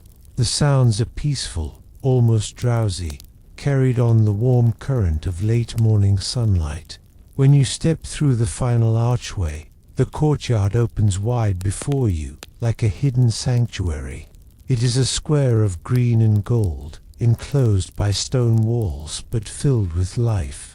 Sunlight floods the space, warming the cobblestones and illuminating the patches of soft grass where herbs grow in neat clusters. A small fountain stands at the center, its water trickling in gentle rhythms. The sound is soothing, a soft, continuous murmur that blends seamlessly with the rustling of leaves overhead. Tall trees line the edges of the courtyard, their branches stretching upward in slow, graceful arcs. Their leaves shimmer in the sunlight, creating shifting patterns of shadow across the ground. A pair of doves perch on the lip of the fountain, dipping their beaks delicately into the water. Their wings flutter softly as they move, sending small ripples across the fountain's surface. A group of servant women kneel near one of the garden beds, tending to the herbs with patient care. Their hands move steadily, touching each plant gently as they check for pests, trim leaves, and loosen soil. They speak quietly to one another, their voices low and warm, rising and falling like the hum of a lullaby. The scent of the herb sage, basil, fennel drifts through the air, mingling with the sweetness of nearby blossoms. On the far side of the courtyard, a young boy carrying a wooden bucket crosses carefully toward the fountain. His steps are slow and deliberate, the water inside his bucket sloshing only lightly with each movement. He greets the gardeners with a shy wave, his expression warm and content. The calm steadiness of his actions mirrors the entire courtyard, and hurried, focused, soothing. The warm stone walls hold the sunlight, reflecting it gently, so that the entire space feels wrapped in a quiet glow. You can almost feel the manor breathing, hear its pulse, softened by the sounds of water, wind, and low voices. This is a place of pause, renewal, and quiet cooperation, a place where the manor's workers find small moments of calm between their duties. You walk slowly along the stone path that circles the courtyard, feeling the sun on your shoulders and the cool breeze brushing your face. Each step sinks you deeper into the tranquil rhythm of the day, steady, warm, grounded. In this gentle sanctuary, time seems to stretch out like a long, peaceful sigh. Stepping away from the bright center of the courtyard, you follow a narrow stone path that curves toward the eastern wall. Here, the sunlight softens, filtered through the broad leaves of an ancient fig tree whose branches stretch wide, offering cool shelter beneath their shade. The air in this corner is noticeably cooler. The fig tree's scent sweet and slightly earthy mixes with the gentle aroma of damp soil. Beneath the tree sits a small alcove built directly into the stone wall, a half-circle recess framed by carved pillars, each etched with delicate vines and tiny flowers. The stone carvings are worn smooth in places, a sign of both age and affection. Someone has cared for this place for a long time. Inside the alcove, a wooden bench curves along the wall. The wood is dark and polished, gleaming faintly where the sunlight touches it. A soft layer of fine dust lies on the far edge, undisturbed, but the center is clean and smooth, evidence that someone rests here often. Perhaps a servant on break, or a gardener seeking a moment of shade. A clay pot sits near the bench, overflowing with small purple blossoms. Their petals are delicate, almost translucent in the filtered light, and their faint perfume drifts through the alcove with every shift of the breeze. A gentle sound draws your attention, a quiet rhythmic tapping. Looking down, you see a small brown bird hopping across the stones, pecking lightly at tiny seeds scattered near the base of the tree. It pauses every few steps, cocking its head as though listening to the soft murmurs coming from the rest of the courtyard. Occasionally, it flutters its wings in a quick shake before returning to its tiny feast. From your vantage point, the entire courtyard is visible through the varying layers of shade and sunlight. The gardeners continue their slow, careful work. The fountain's quiet trickling remains steady, its rhythm grounding the calm space. Gentle laughter rises from the far side, brief, warm, and quickly softened by the leaves overhead. Standing here, you can sense why this alcove exists. It's a place for retreat, for breath, for a moment of quiet in an otherwise busy day. The manor is full of movement and duty, but here, in this shaded corner, the world narrows into soft sounds and cooler air. A breeze stirs, rustling the fig leaves. Sunlight flickers through them, dappling the stone floor in shifting patterns. The branches sway gently overhead, as though nodding in greeting. You feel the hush of the alcove settle around you, a peaceful pocket carved into the manor's everyday bustle. Leaving the shaded alcove behind, you step back into the filtered sunlight of the courtyard. A narrow doorway set into the eastern wall catches your eye, a simple arch of pale stone leading inward. Its wooden door stands open, inviting you into a quieter, more intimate part of the manor. As you cross the threshold, the air changes. It grows stiller, cooler, touched by the faintest trace of lavender drifting from somewhere deeper inside. The corridor beyond is long and gently sloping upward, its floor made of smooth, well-worn stone. Each step you take produces a soft echo that lingers just a moment before fading into the silence. Slender arrow-slit windows line the outer wall, each one letting in a blade of light that falls across the floor like golden ribbons. Dust particles float lazily in the beams, moving in slow spirals that make the hall feel suspended in time. Outside, faint sounds from the courtyard drift in the soft thud of a hoe meeting earth. A gardener's hushed voice, but here those sounds arrive muted, as though the corridor is wrapped in a soft cocoon of calm. The inner wall is adorned with tapestries faded by sunlight and centuries of quiet observation. One shows a winding forest road, another a simple hunting scene with hounds running in mid-stride. Their colors, once bright greens and bold reds, have softened into gentle earth tones, making them blend almost seamlessly into the hall's peaceful ambience. Your footsteps carry you past a niche cut into the wall. Inside rests a small clay bowl filled with dried herbs. Rosemary, perhaps. Someone placed it there, intentionally, not for decoration, but to keep the air fragrant and fresh. Even in medieval times, the people who lived here tended to their spaces with small acts of care. Farther up the corridor, the sound of cloth brushing against stone draws your attention. A maid emerges from a side chamber, her arms full of folded garments, tunics, underclothes, and a soft woolen mantle. She moves quietly, nodding politely before disappearing down the stairs at the far end, her footsteps fading like a gentle whisper. The corridor continues to rise. As you walk, you notice the temperature shifting again, the subtle warmth carried down from the upper floors mixing with the coolness rising from below. The balance creates a comfortable, soothing middle ground, perfect for a place where people move slowly, thoughtfully, and often. A wooden beam overhead creaks softly, an old, familiar sound of a structure settling into itself. Nothing abrupt, nothing alarming, just the manor breathing, adjusting, living in its age. At last, you reach a small landing where the corridor splits. One path leads upward, toward the family's living quarters.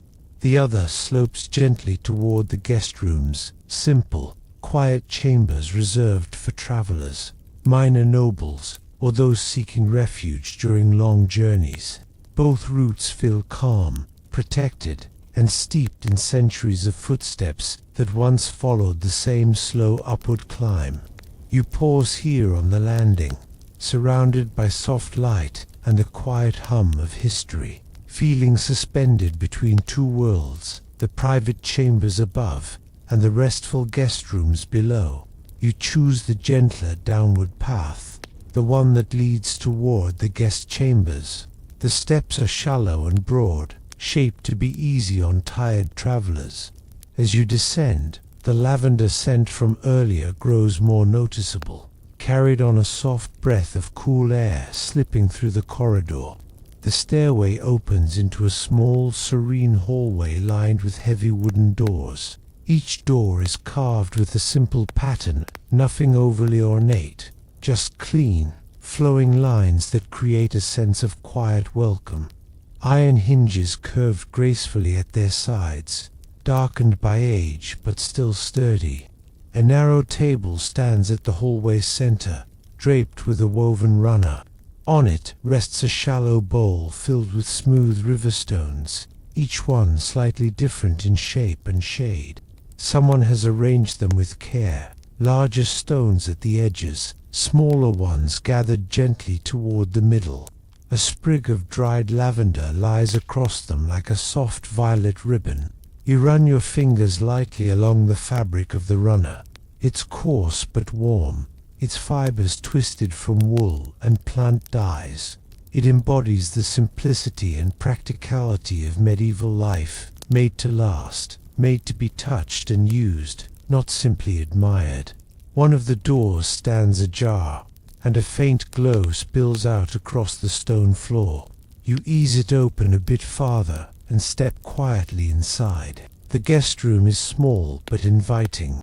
A single window sits high on the wall, letting in a muted beam of daylight that falls across the bed in a soft stripe. The bed itself is made of sturdy wood, its frame hand-carved with gentle curves. A straw-stuffed mattress rests atop it, covered in linen sheets that smell faintly of sun and fresh air recently washed and dried outdoors. A woolen blanket, dyed a deep, comforting brown, is folded neatly at the foot of the bed. Its fibers look slightly coarse, yet you imagine it would feel warm and grounding on a cool evening, holding in the day's collected warmth. In the corner, a small wash basin made of smooth, grey stone sits atop a wooden stand. A pitcher of cool water waits beside it. The scent of lavender lingers here too, hinting at the herbs tucked into the linens or placed in the small clay cup resting on a nearby shelf. This room is not luxurious, not by modern standards, and not even by medieval noble standards, but it carries a sense of intentional comfort, a place meant for rest, a place where a traveler might sit at the edge of the bed, remove their boots, and let the quiet seep into their bones. A simple wooden stool stands by the window. Carved into its legs are knotwork patterns, worn down by countless hands and countless stories. You imagine a weary visitor sitting here, gazing at the moonlit courtyard outside, listening to nighttime sounds drifting across the manor, a distant owl, the crackle of the kitchen hearth, the wind brushing gently against the shutters. The calm feels deep, unbroken, and timeless. As you stand in this still room, wrapped in its quiet warmth, you sense how profoundly different medieval rest must have been: slower, quieter, shaped by candlelight and natural rhythms. No humming machinery, no glowing screens, only the steady beat of the day giving way to night. You take one last breath of the lavender-tinged air, letting it settle softly inside you. You choose the gentler downward path, the one that leads toward the guest chambers. The steps are shallow and broad, shaped to be easy on tired travelers. As you descend, the lavender scent from earlier grows more noticeable, carried on a soft breath of cool air slipping through the corridor. The stairway opens into a small, serene hallway lined with heavy wooden doors. Each door is carved with a simple pattern, nothing overly ornate, just clean, flowing lines that create a sense of quiet welcome. Iron hinges curve gracefully at their sides, darkened by age but still sturdy. A narrow table stands at the hallway's center, draped with a woven runner. On it rests a shallow bowl filled with smooth river stones, each one slightly different in shape and shade. Someone has arranged them with care, larger stones at the edges, smaller ones gathered gently toward the middle. A sprig of dried lavender lies across them like a soft violet ribbon. You run your fingers lightly along the fabric of the runner. It's coarse but warm, its fibers twisted from wool and plant dyes. It embodies the simplicity and practicality of medieval life, made to last, made to be touched and used, not simply admired. One of the doors stands ajar, and a faint glow spills out across the stone floor. You ease it open a bit farther and step quietly inside. The guest room is small but inviting.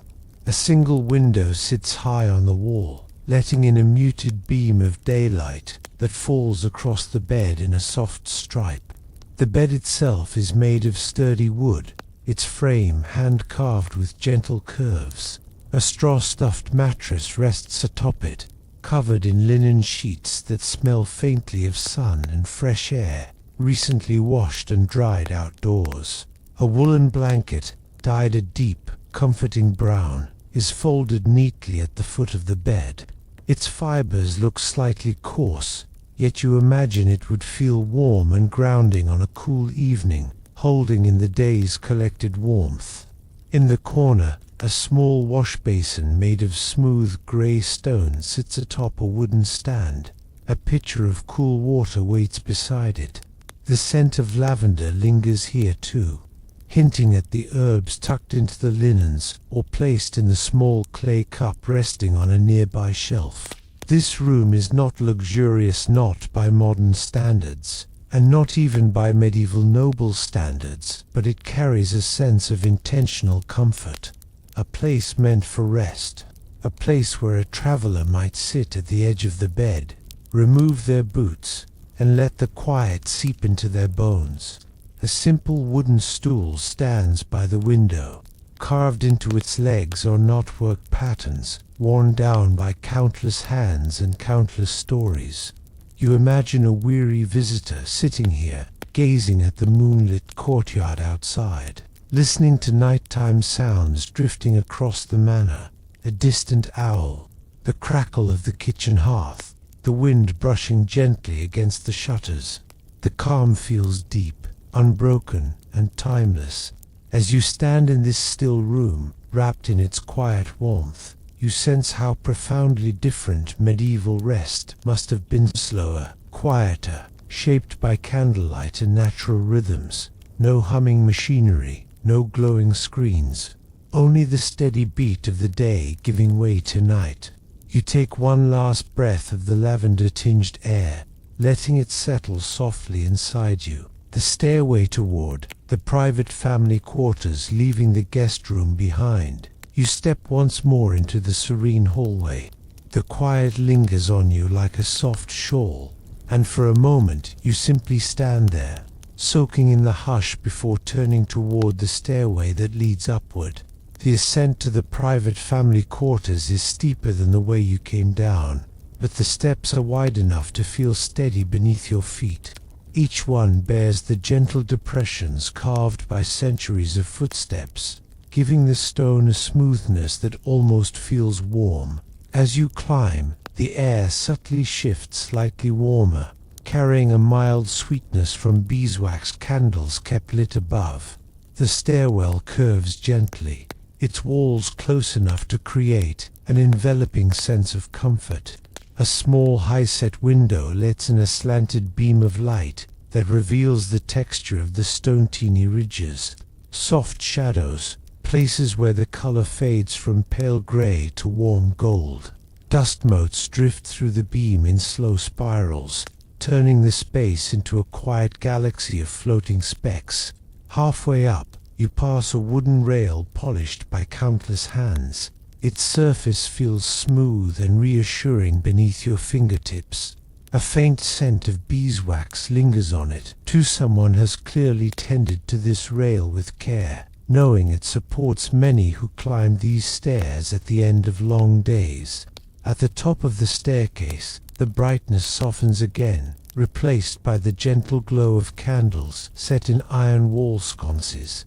Their flames flicker with the slightest movement of air, casting warm, wavering patterns across the stone. This light is different from the brisk morning sun of the courtyard. It feels more intimate, meant for quiet evenings, personal conversations, or moments of reflection. The corridor here is narrower, more sheltered. The walls are lined with tapestries that are lighter in color than those below, creamy wool, threaded with pale blue and soft gold. They depict calm scenes, a gentle river, a pair of swans gliding over still water, a field dotted with flowers bending in a quiet breeze. These aren't symbols of power or prestige. They're meant to soothe, meant to make this private space feel safe and calm for the family who lives here. A wooden chest sits beneath one tapestry, its lid carved with a pattern of curling vines. A neatly folded cloth rests atop it, embroidered with delicate stitches that form a border of tiny leaves. Someone in the household has nimble hands, practiced in the patient art of needlework.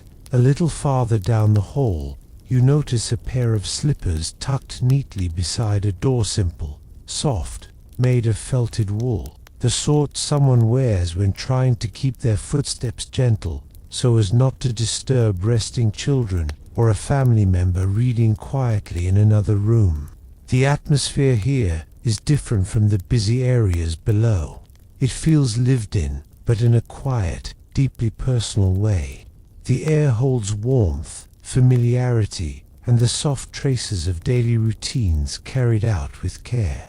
You sense the presence of stories woven into every object, stories of shared meals, whispered bedtime tales, and quiet evenings spent stitching or reading by candlelight. As you stand in this peaceful corridor, surrounded by the soft glow, the stillness feels almost like a warm blanket settling over your shoulders.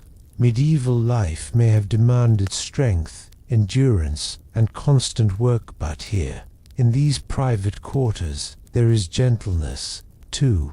Spaces made specifically for rest, for comfort, for a kind of peace that lingers long after the day's labor has ended. You inhale the warm candle-scented air, feeling the quiet seep deeper into you. as though the walls themselves are encouraging you to slow down, breathe, and simply be. You continue down the softly lit corridor, your footsteps nearly silent on the smooth stone. After a few paces, you come upon a door that stands slightly open, allowing a gentle spill of golden light to drift into the hall. The warm glow feels inviting, as though the room itself is extending a quiet welcome. You ease the door open just a bit more and step inside.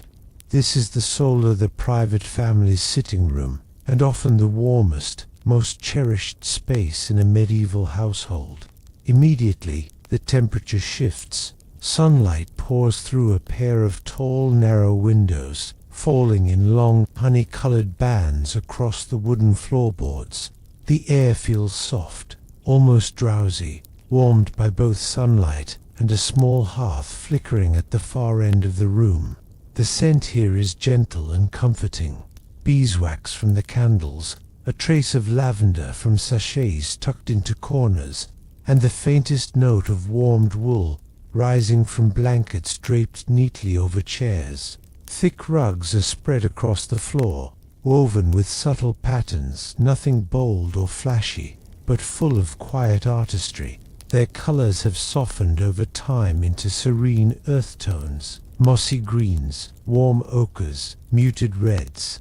Walking on them feels like stepping onto something that has absorbed years of calm afternoons. Against the wall nearest the hearth sits a long wooden table scattered with everyday objects. A basket overflowing with spindles of thread-soft blues, deep browns, delicate creams, a square of linen stretched onto a small embroidery hoop, its surface waiting patiently for the next stitch, a wooden box half open, revealing smooth bone needles nestled inside. These are the tools of household craft, of hours spent sewing, patching, mending, creating slow and steady work that shapes the home. Near the window, a cushioned bench is bathed in warm sunlight. The cushion is stuffed with feathers, making it softer than most medieval furniture. You can easily imagine someone sitting here for hours, reading, writing letters, or simply watching the courtyard below.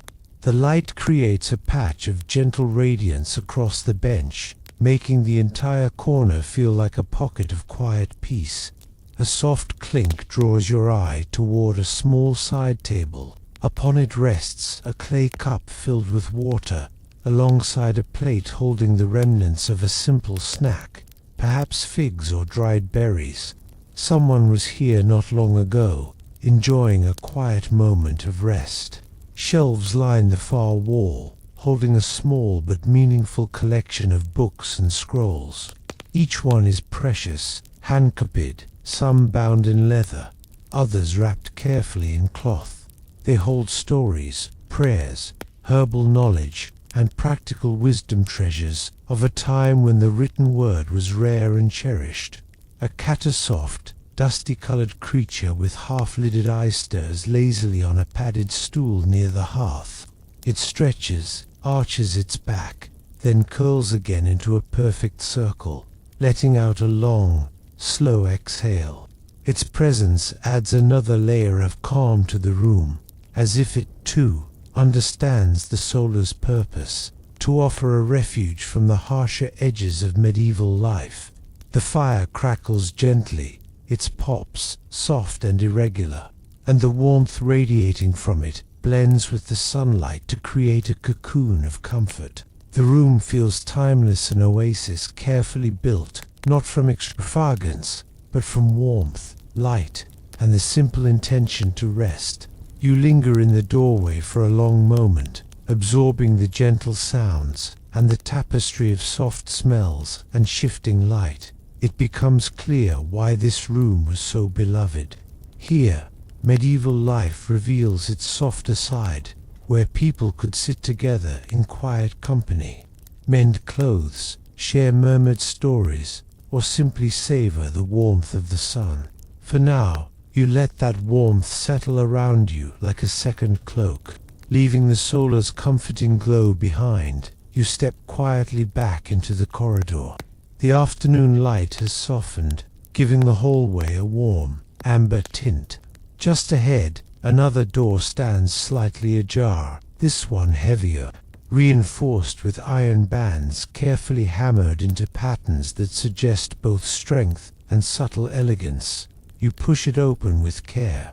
A breath of warmth greets you, tinged with the faint scent of linen, wool, and the lingering sweetness of dried herbs. This is the family bedchamber, the most private and restful room in the household. The space opens gently before you, lit by a combination of mellow daylight and a few softly flickering candles placed in sturdy holders along the walls. The air feels still, but not stagnant, more like the settled quiet that follows long, steady use. Centuries of people have likely prepared for sleep in rooms just like this, creating rhythms and rituals that steady the mind at the end of each day. Against the far wall stands a grand bed, though grand in medieval terms means something different than modern luxury. Its frame is tall and carved from dark, polished wood, with posts rising at each corner like warm sentinels. Draped from a wooden canopy overhead hang thick curtains made of heavy wool, dyed a deep, soothing green. They are meant not just for privacy, but for warmth and essential comfort in drafty stone homes. The mattress is stuffed generously with straw, and though firmer than what you might be used to, the gentle rise and fall of its surface suggests it has been shaped by many nights of peaceful rest. The linens atop it are simple but clean, smelling faintly of sun-drying and lavender sachets. A quilt sewn from patches of deep red and brown wool lies carefully folded at the foot of the bed, ready to be pulled up against the evening chill. Near the window, a small wooden chest sits open, revealing neatly folded garments, night tunics, soft wool stockings, and a bundle of cloths likely used for washing. Each item speaks of care, of someone ensuring the room remains orderly and inviting. A narrow table stands nearby, upon which rests a small pottery bowl filled with warm water. A linen cloth drapes over its edge, still damp, as though someone recently used it to wipe their face or hands. Beside it, a tiny clay dish holds a sprig of rosemary, its scent subtle but grounding, an herbal ritual believed to encourage calm before sleep. The window itself is shuttered but not fully closed. Through the narrow opening, a breeze drifts in, carrying with it the softest hints of the outside world, a distant murmur from the courtyard, the chirp of a single bird settling for the evening, and the gentle hush of leaves shifting somewhere beyond view. The light filters through the crack, casting a stripe of warm gold across the floorboards, then stretching toward the bed like a quiet invitation. At the hearth, a few embers glow softly, remnants of a small fire lit earlier to warm the room. The stones around it hold the heat, radiating a gentle warmth that fills the chamber without overwhelming it. One log pops softly, a tiny, comforting sound that adds to the room's soothing rhythm. You notice a small, cushioned stool beside the hearth. On it lies a leather-bound book, rare and precious, its pages showing the slight bowing of parchment read many times. It might contain prayers, lullabies, or perhaps tales told to younger family members before they drifted to sleep. Everything in this room speaks of rest, of an unhurried winding down after long days of labor and responsibility. Medieval life was demanding, but here, in this quiet refuge, the world softens, the pace slows, the air settles. You stand for a moment in the stillness, letting it calm your breath, your thoughts, your entire being. The sensation is like walking into the last quiet glow of evening, arms suspended between day and night, crafted for peace. Just beyond the bedchamber, a smaller door, narrow and light enough to open with just a gentle push, waits quietly. Its hinges sigh softly as you pass through, revealing a room less grand than the chambers you've seen, yet filled with a kind of quiet, practical beauty that feels deeply rooted in everyday medieval life. This is the wardrobe room, where garments, fabrics, and personal belongings are stored with deliberate care. The air inside is cool and scented faintly of cedarwood, lavender, and something earthy, perhaps wool, that has absorbed years of weather and work. Light filters through a tiny shuttered window, breaking into soft, dappled patterns across the floorboards. Dust motes drift lazily through this beam, moving with the slow grace of drifting snowflakes.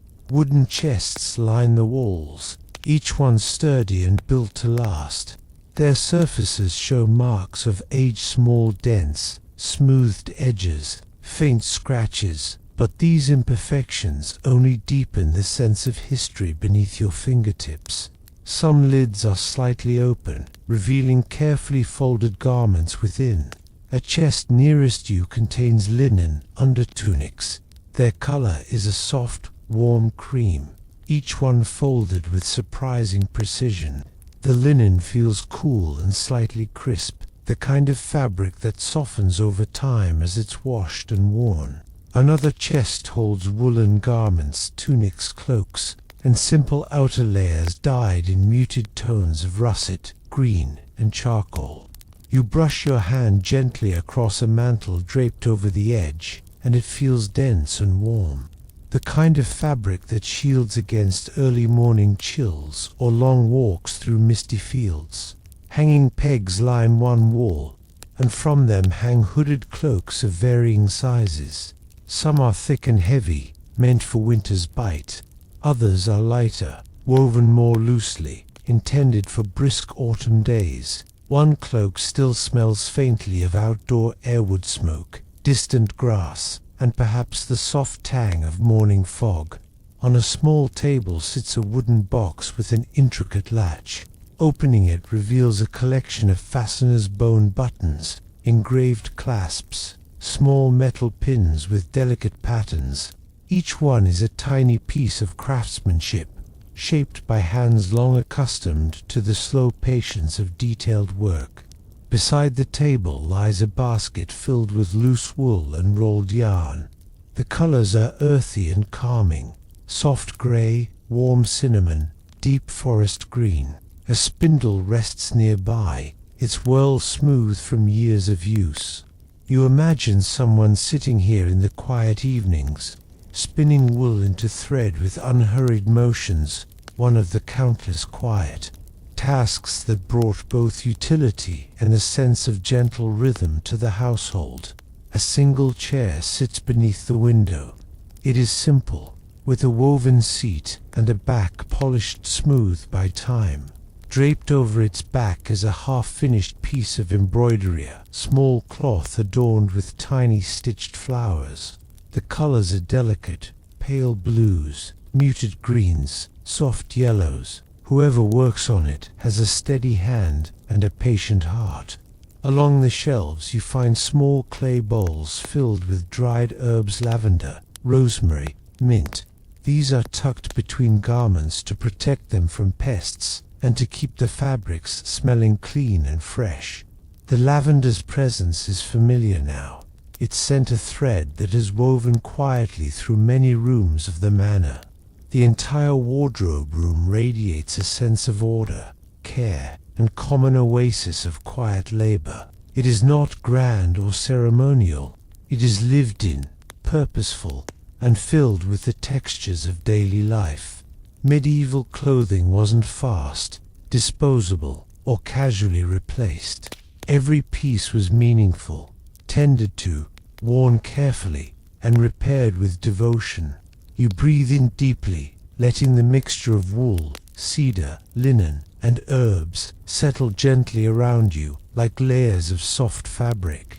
In this little room, you can feel how the medieval world, despite its hardships, was also shaped by hands that cared, crafted, mended, and kept the small comforts of home alive. You linger just a moment longer, listening to the quiet, feeling its stillness wrap around you. leaving the wardrobe room's quiet warmth behind. You step once more into the main corridor of the private quarters. The air here feels slightly cooler, brushed by a faint draft that seems to beckon from somewhere above. You notice a narrow arched doorway at the far end of the hall, one you haven't explored yet. Beyond it, a spiraling stone staircase rises in a soft curve, inviting you upward. The moment you step onto the first stair, the sound shifts. It becomes hushed and resonant, as though the tower walls themselves absorb every footfall. The stairwell is lit only by small arrow-slit windows, each one letting in a sliver of light that paints slim diagonal stripes across the stone steps.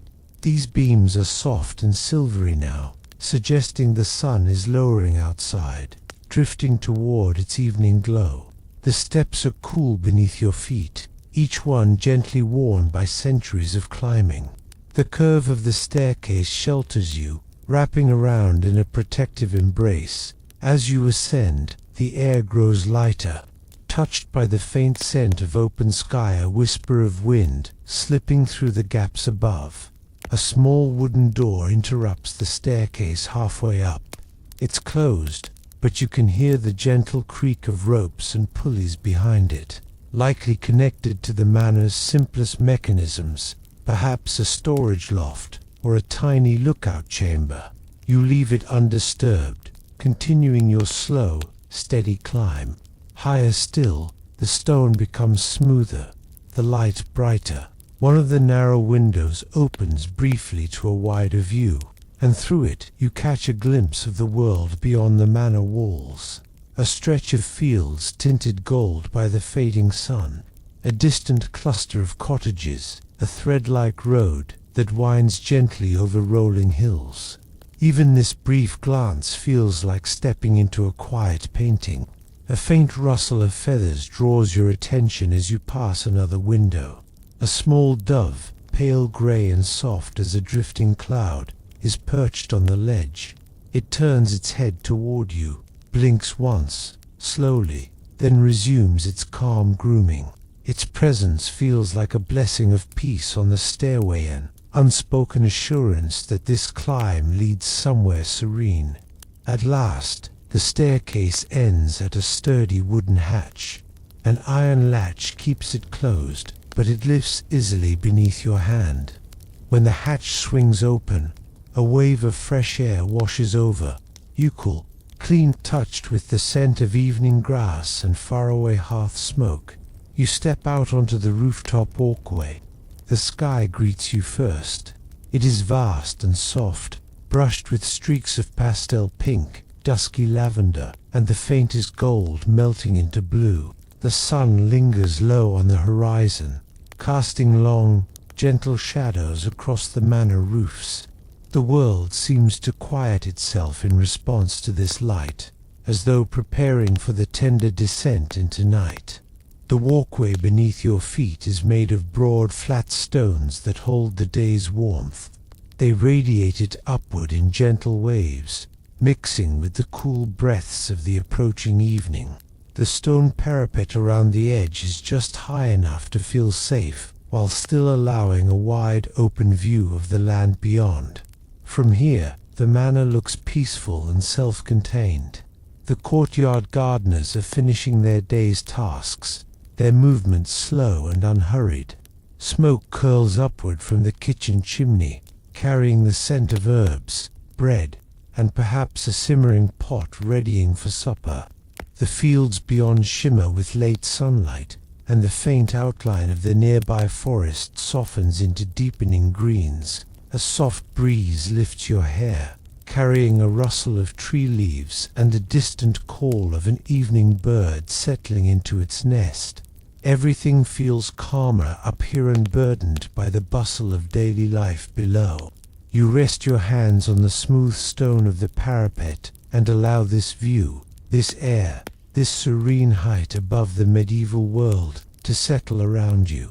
The rooftop feels like a pause, a breath, a gentle place between day and night. The manor below continues its quiet rhythm, but up here, Time seems to slow even further, stretching softly, like the sky itself, leaning into twilight. The evening deepens as you follow the quiet footpath curving toward the heart of the village. Ahead, a gentle constellation of lanterns sways from wooden posts, their warm glow gathering in a soft circle of light. Each lantern is shaped slightly differently, some tall and narrow like glass reeds, others round and dimpled like captured moons, yet together they create a shimmering halo that feels both ancient and comforting. A hush seems to settle over everything as you step into the lantern-lit clearing. The cool night air carries the faintest scent of crushed rosemary and apple skins from a nearby press, blending with the earthy perfume of moist soil. Chickens have long since returned to their roosts, and the distant low of an ox echoes like a drifting note of a lullaby. Here, the world feels suspended, time stretching thin, like gold leaf pressed into the quiet of the night. At the center of the lantern circle sits an old stone trough, its rim smoothed by centuries of hands. Water within reflects the glowing lights above, creating gentle ripples that look like drifting paths, as if each one could lead you to a different moment in history. A villager once told you that travelers would pause here at dusk to gather courage, washing their hands before stepping into unfamiliar lands. Now, you stand before it, sensing the stories woven into its cracks and edge, stories of hope, stories of fatigue, stories of people who tried their best in days that were often much harder than they appeared. A pair of sparrows rustle in a thatched roof nearby, settling into sleep. A horse stamped quietly in its stall across the lane, shifting its weight as the night breeze brushes through its mane. The sounds are gentle, grounding, and deeply human. You can almost imagine what it must have felt like centuries ago, to rely on the first spark of the morning fire for warmth, to measure days by bells and shadows, to gather around lanterns like these, not for decoration, but for guidance, companionship, and a fragile sense of safety in the dark. You take a slow breath as the lights flicker, their glow softening the edges of the world.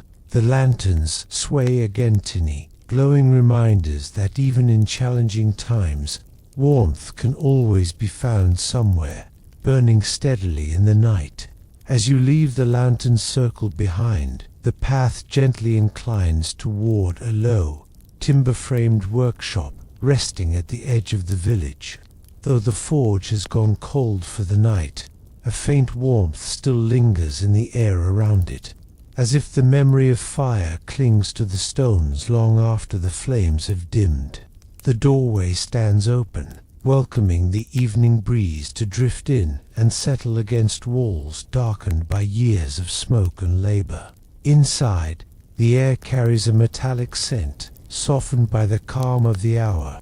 Iron tools, hammers, tongs, chisels, and curious implements, whose purposes whisper of skills lost to time, hang from pegs like silent guardians of craft and history. The faint moonlight spills through the narrow windows, turning each tool's edge silver and peaceful rather than sharp or threatening. Here, everything that once rang with noise now rests in stillness, as if the whole building is sighing softly after a long day's work. You walk deeper into the workshop, your footsteps muffled by straw spread across the floor. A cooling anvil rests on a stout base, its surface worn smooth, reflecting how many countless hands have shaped metal upon it. Though the anvil once bore the weight of clashing tools and molten iron, now it simply sits like a great, sleeping stone, one that has known both the thunder of creation and the quiet of surrender at day's end.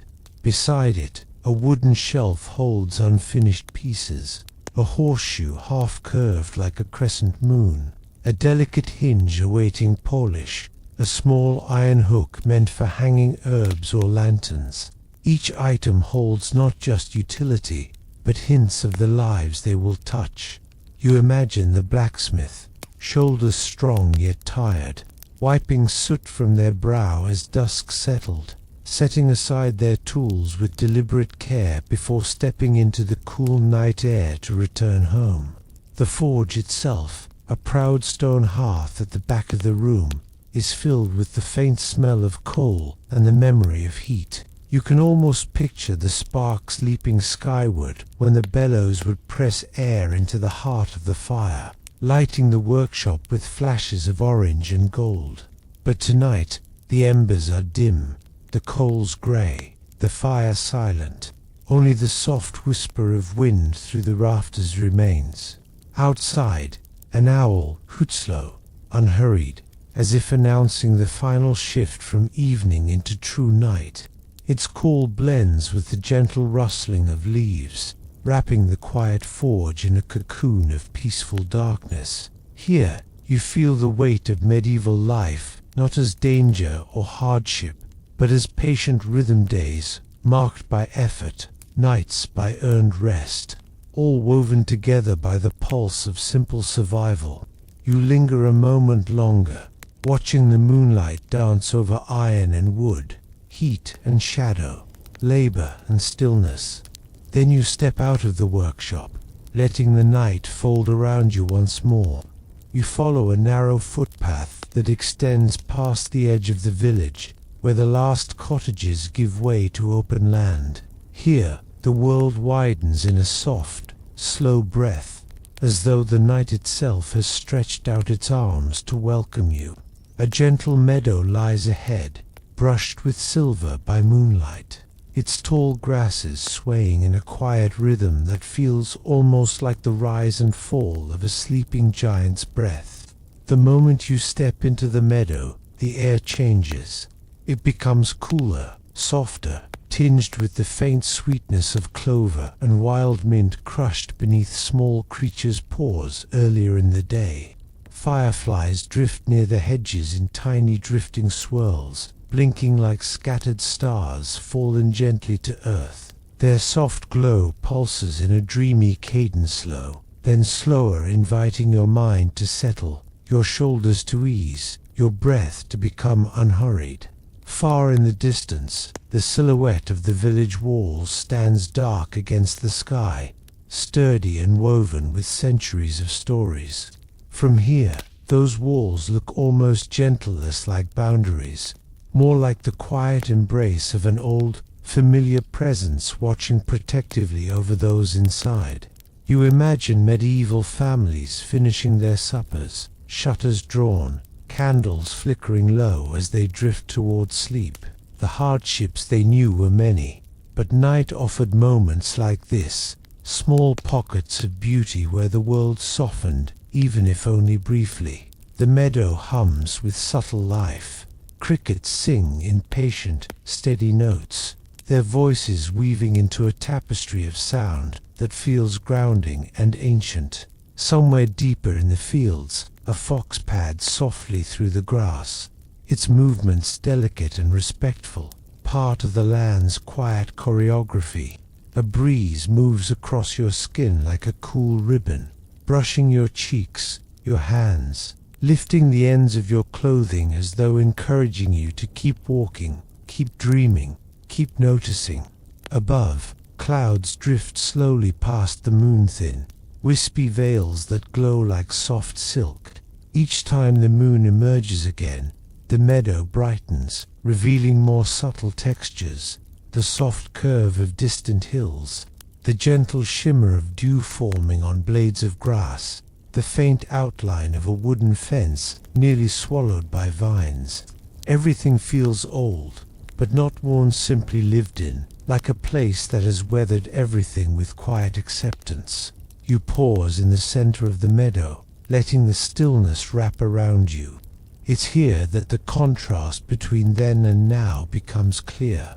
Medieval life may have been filled with challenges and discomforts, but moments like this, moments of peace, of serenity, of the world whispering rather than roaring, offered their own kind of refuge. This place invites you to slow down as they once did, to stand still long enough to hear not only the night sounds, but also the soft, steady rhythm of your own thoughts, settling into calm. As you stand in the silver-soft grass, you feel the story unfolding naturally, as if the land is guiding you forward at its own pace, ensuring that each step brings you deeper into ease. The meadow narrows into a gentle rise ahead, a hill shaped by centuries of soft footsteps, travelers, children who once climbed it simply to see how far the world stretched. You step onto the slope, the grass feeling slightly springier here, as though the earth has been loosened by generations of woolly flocks brushing past on their slow, grazing journeys. As you climb, the night opens wider around you. The air becomes even clearer, carrying with it the distant chiming of sheep bells. The sound drifts through the darkness like tiny silver notes, unhurried and wandering, each chime softened by the stillness of the hour. You can almost picture the small flock nestled somewhere below, round shapes huddled in the grass, breathing gently, safe under the watchful eye of the hill. Near the crest, the wind grows a little stronger, not sharp, but cool and steady, moving across your skin in long, careful strokes. It carries the scent of thyme and dry earth, the herbal perfume stirred up from low bushes that cling to the hillside. These plants have grown here for longer than memory, their roots gripping the soil as firmly as any foundation of stone. When you reach the top, the landscape unfurls before you in a sweeping, moonlit panorama. The village lies behind you now, its roofs like clustered shadows, the faintest hints of candlelight peeking through shutter cracks. Beyond the village walls, the forest rises in dark, layered silhouettes, its edges softened by mist. And farther still, the outline of distant mountains looms vast, patient, unmoving, as though guarding the horizon itself. The sky above is impossibly wide from this height. Stars scatter in ribbons and clusters, so numerous they seem to shimmer with their own quiet breath. The moon sits low, bright but gentle, casting long paths of silver across the grass, the trees, and the rooftops far below. You feel a strange, comforting smallness here, not insignificant, just part of something broader, older, and deeply serene. A shepherd's crook rests against a nearby stone, left there until morning. Its wooden curve is worn smooth by years of guiding, nudging, and protecting. You imagine the shepherd rising before dawn, boots crunching through dew, moving with practiced patience. Medieval life demanded early mornings and few luxuries. Yet moments like this hilltop sunrise must have offered beauty that needed no explanation, beauty that belonged to the quiet souls willing to see it. You sit for a moment on a flat patch of grass, letting the steady hum of night wash over you. The hilltop feels like a place meant for reflection, a place where worries loosen and drift away on the breeze. Every sound, every bell, every rustle, every sigh of wind melts into a rhythmic, lulling melody that settles gently around your mind, encouraging it to soften, to slow, to rest. From here, the world feels safe, simple, and unhurried, a reminder that even in times far harsher than our own, people found spaces where calm could bloom quietly, like moonlit flowers in the dark. The path from the Shepherd's Hill slopes downward, before rising again toward a small, old watchtower perched on a rocky outcrop. Its stones are pale in the moonlight, softened by centuries of wind and weather, giving the tower a worn, almost thoughtful expression, like an ancient guardian who has seen everything yet remains calm through the passage of time. As you draw closer, the tower reveals its details, the wooden door slightly ajar, its iron hinges dulled by age, the moss tracing delicate patterns along the stones, the faint scent of lichen mixing with the cool night air, where once guards might have stood, alert to danger. Tonight, the tower feels peaceful its purpose, no longer vigilance, but quiet observation. You step inside. The interior is narrow and round, a single spiral of stone steps winding up along the inner wall. Your hand glides over the stones as you climb, cool, textured, and faintly damp, like they carry the memory of long ago rains. Each step echoes gently, not sharply, as though the tower prefers soft sounds now that its nights are calm and When you reach the top, a wooden trapdoor creaks open with a slow, familiar sound. You emerge onto the small platform, surrounded by a waist-high parapet. The breeze is stronger up here, brushing through your hair and clothing with patient fingers. It's not cold, just fresh, alive, filled with the scent of distant pine and the sweetness of the meadow far below. From the tower's height, the medieval landscape spreads beneath you in dreamlike clarity.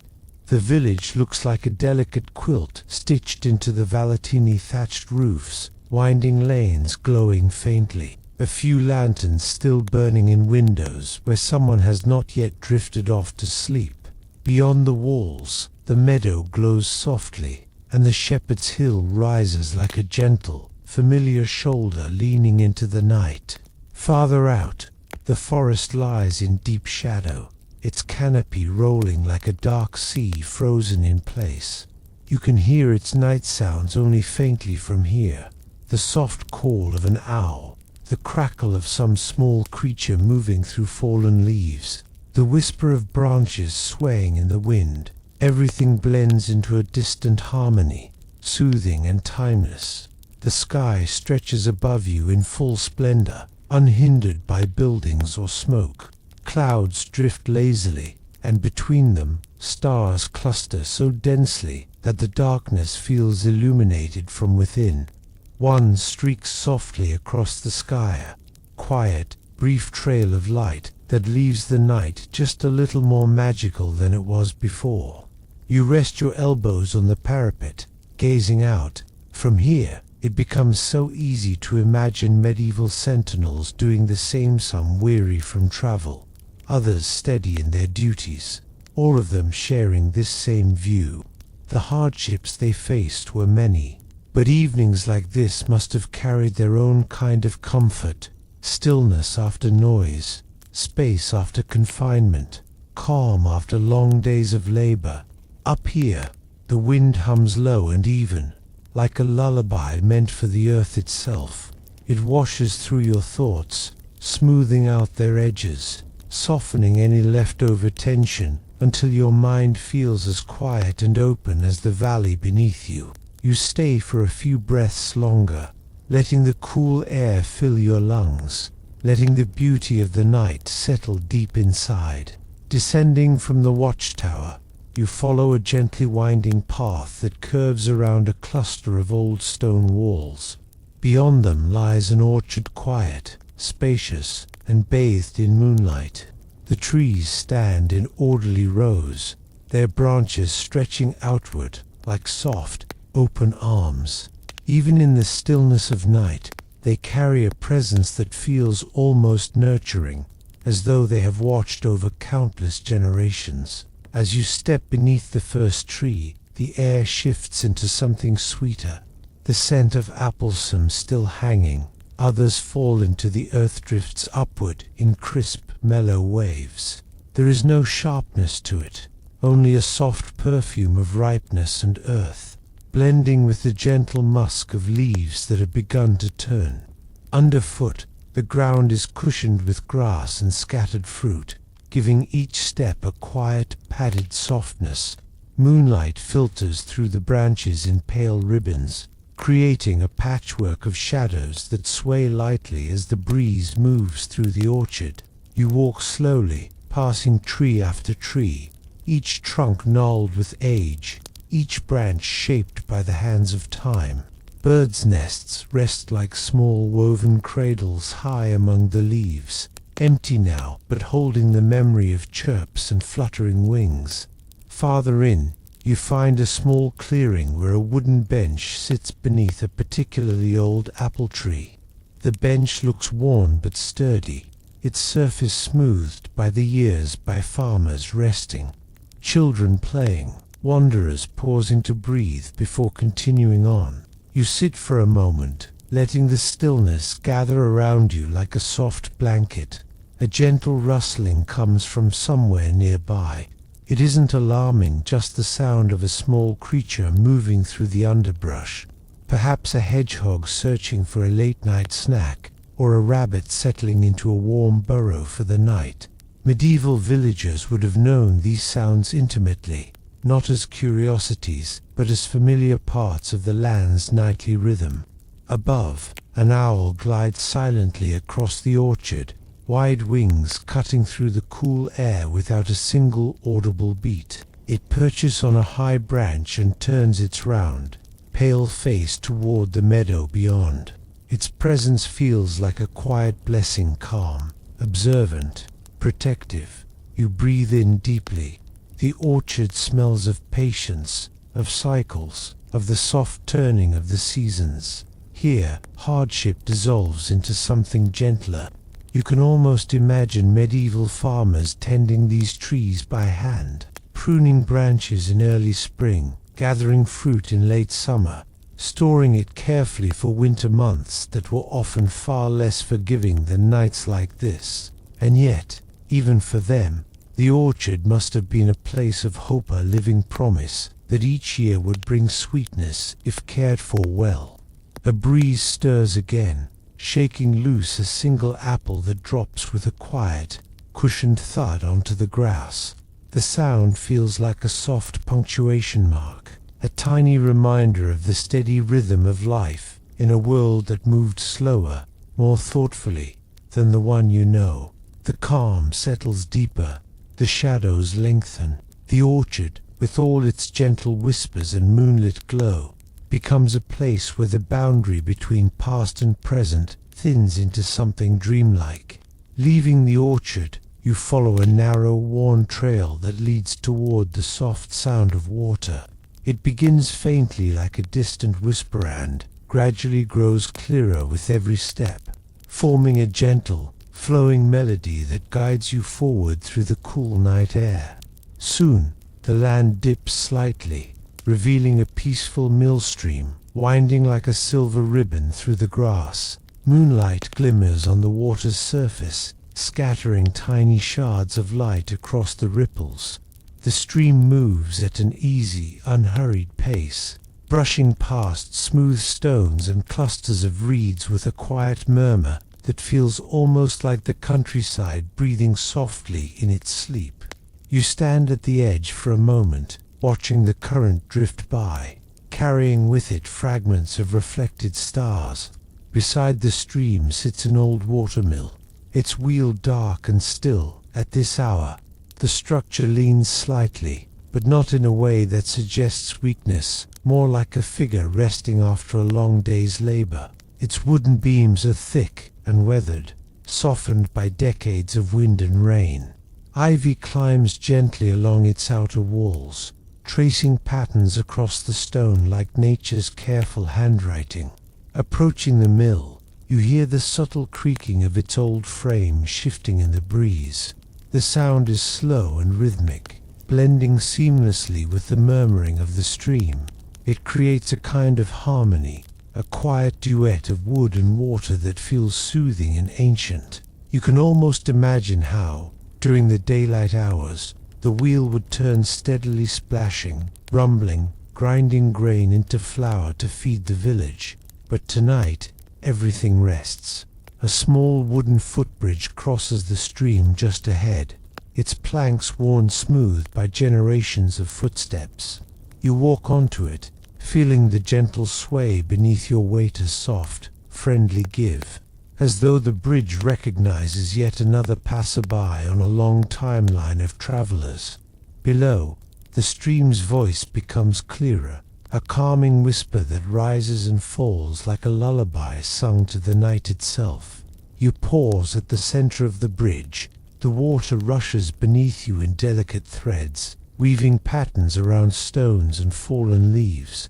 You lean slightly over the railing to watch the current glide past. The movement is mesmerizing, silky, endlessly patient. Medieval villagers would have stood here too, perhaps rinsing tools, washing cloth, or simply cooling their hands after long hours of work. This stream, with its quiet resilience, offered them moments of simple peace. Nearby, fireflies drift over the water's edge, their glow mirrored briefly on the stream before fading into the darkness again. A tiny splash sounds somewhere upstream, perhaps a fish turning in its sleep or a frog slipping from a lily pad.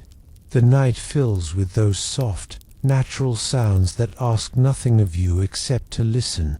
You cross to the far side, where the grass grows longer and wilder. A gentle slope rises, offering a place to sit and watch the mill and the water in their resting state. The cool air brushes against your face, carrying the faint scent of damp stone and fresh water. It's a refreshing contrast to the sweetness of the orchard, a new chapter in the night's tapestry of quiet sensations. You settle into the hillside for a moment, letting the stream's continuous, soothing murmur wrap around your thoughts. The mill stream feels like a reminder of how even the simplest elements of medieval life, water, wood, movement, played their part in sustaining warmth, nourishment, and hope. Here, beside the steady flow, the world slows again, guiding you gently deeper into the calm. From the mill stream's soft murmur, you follow a winding path that gently leads you back toward the village, as though the night itself is guiding you home. The moon hangs lower now, brushing everything in a faint silver haze, and the air has cooled into something still, delicate, and deeply restful. Each step feels slower, softer, as though your body has aligned itself with the quiet rhythm of the medieval world at night. As you near the village gate, you notice a single lantern hanging from a wooden post. Its flame glows warmly steady, golden, unhurried. The light pools across the ground in a small circle, comforting and familiar. It flickers gently as you pass beneath it, sending shadows dancing across the old wooden beams of the gatehouse. Long ago, guards might have stood here, keeping watch through cold evenings, their eyes scanning the darkness for travelers returning late. Tonight, you are the traveler, and the village welcomes you in silence. Inside the walls, the streets are tranquil. The cobblestones, worn by centuries, gleam faintly under the moonlight. Every cottage window is shuttered now, though in a few of them, a dim candle still flickers its glow, softening the rough wooden frames, hinting at families settling into quilts, saying their final words of the day, or simply letting their minds drift toward dreams. You move through the narrow lanes as though walking through a collective exhale. A cat slips quietly across the path ahead, pausing to glance at you with calm, luminous eyes before disappearing between two houses. Somewhere nearby, a dog gives a single, drowsy bark, then falls silent again. The whole village, it seems, has surrendered to the night's gentle hush. The scent of tonight's hearth fires lingers faintly in the cool air, a blend of wood smoke, herbs, and warmth that has soaked into the beams and stones over generations. Even long after the fires have dimmed, the memory of them remains, like a soft echo of comfort woven into the walls. You turn onto a small side lane that leads to a quiet courtyard. A low stone bench sits near an old well, its wooden cover slightly askew. The well has seen countless hands draw water from its depth. Hands tired from work, hands chilled by winter, hands carrying hope for the next morning. Tonight, the well is silent, the bucket still, the rope resting in loose coils like a sleeping serpent. You sit on the bench for a moment. The courtyard is sheltered from the wind, and the night feels warmer here. A few leaves drift lazily across the ground, The dim glow of a lantern spills from a nearby doorway, faint but comforting, like the last ember of a fire refusing to fade. As you rest, you feel the story of your journey settling within you, the hills, the orchard, the tower, the stream, all weaving together into a tapestry of calm. Medieval life may have been harsh in many ways, but in these quiet nighttime moments, wrapped in moonlight and solitude, there is a softness that transcends centuries. You rise slowly, carrying that peacefulness with you. The village seems to breathe with you, slow, steady, content. And as you walk toward the final stretch of the path, the night folds gently around you like a blanket. This concludes your journey through the story of why you might not last a day in medieval times, but how you could find peace in its quiet nights. Thank you so much for joining this long, soothing journey. I hope the soft landscapes, moonlit roads, and ancient quiet helped you drift a little closer to rest. If you enjoyed this story and would like more peaceful adventures like it, feel free to like, subscribe, and share your thoughts in the comments, especially if you're listening from the US, Canada, Europe, or anywhere else in the world, whether it's late at night or early in the morning for you.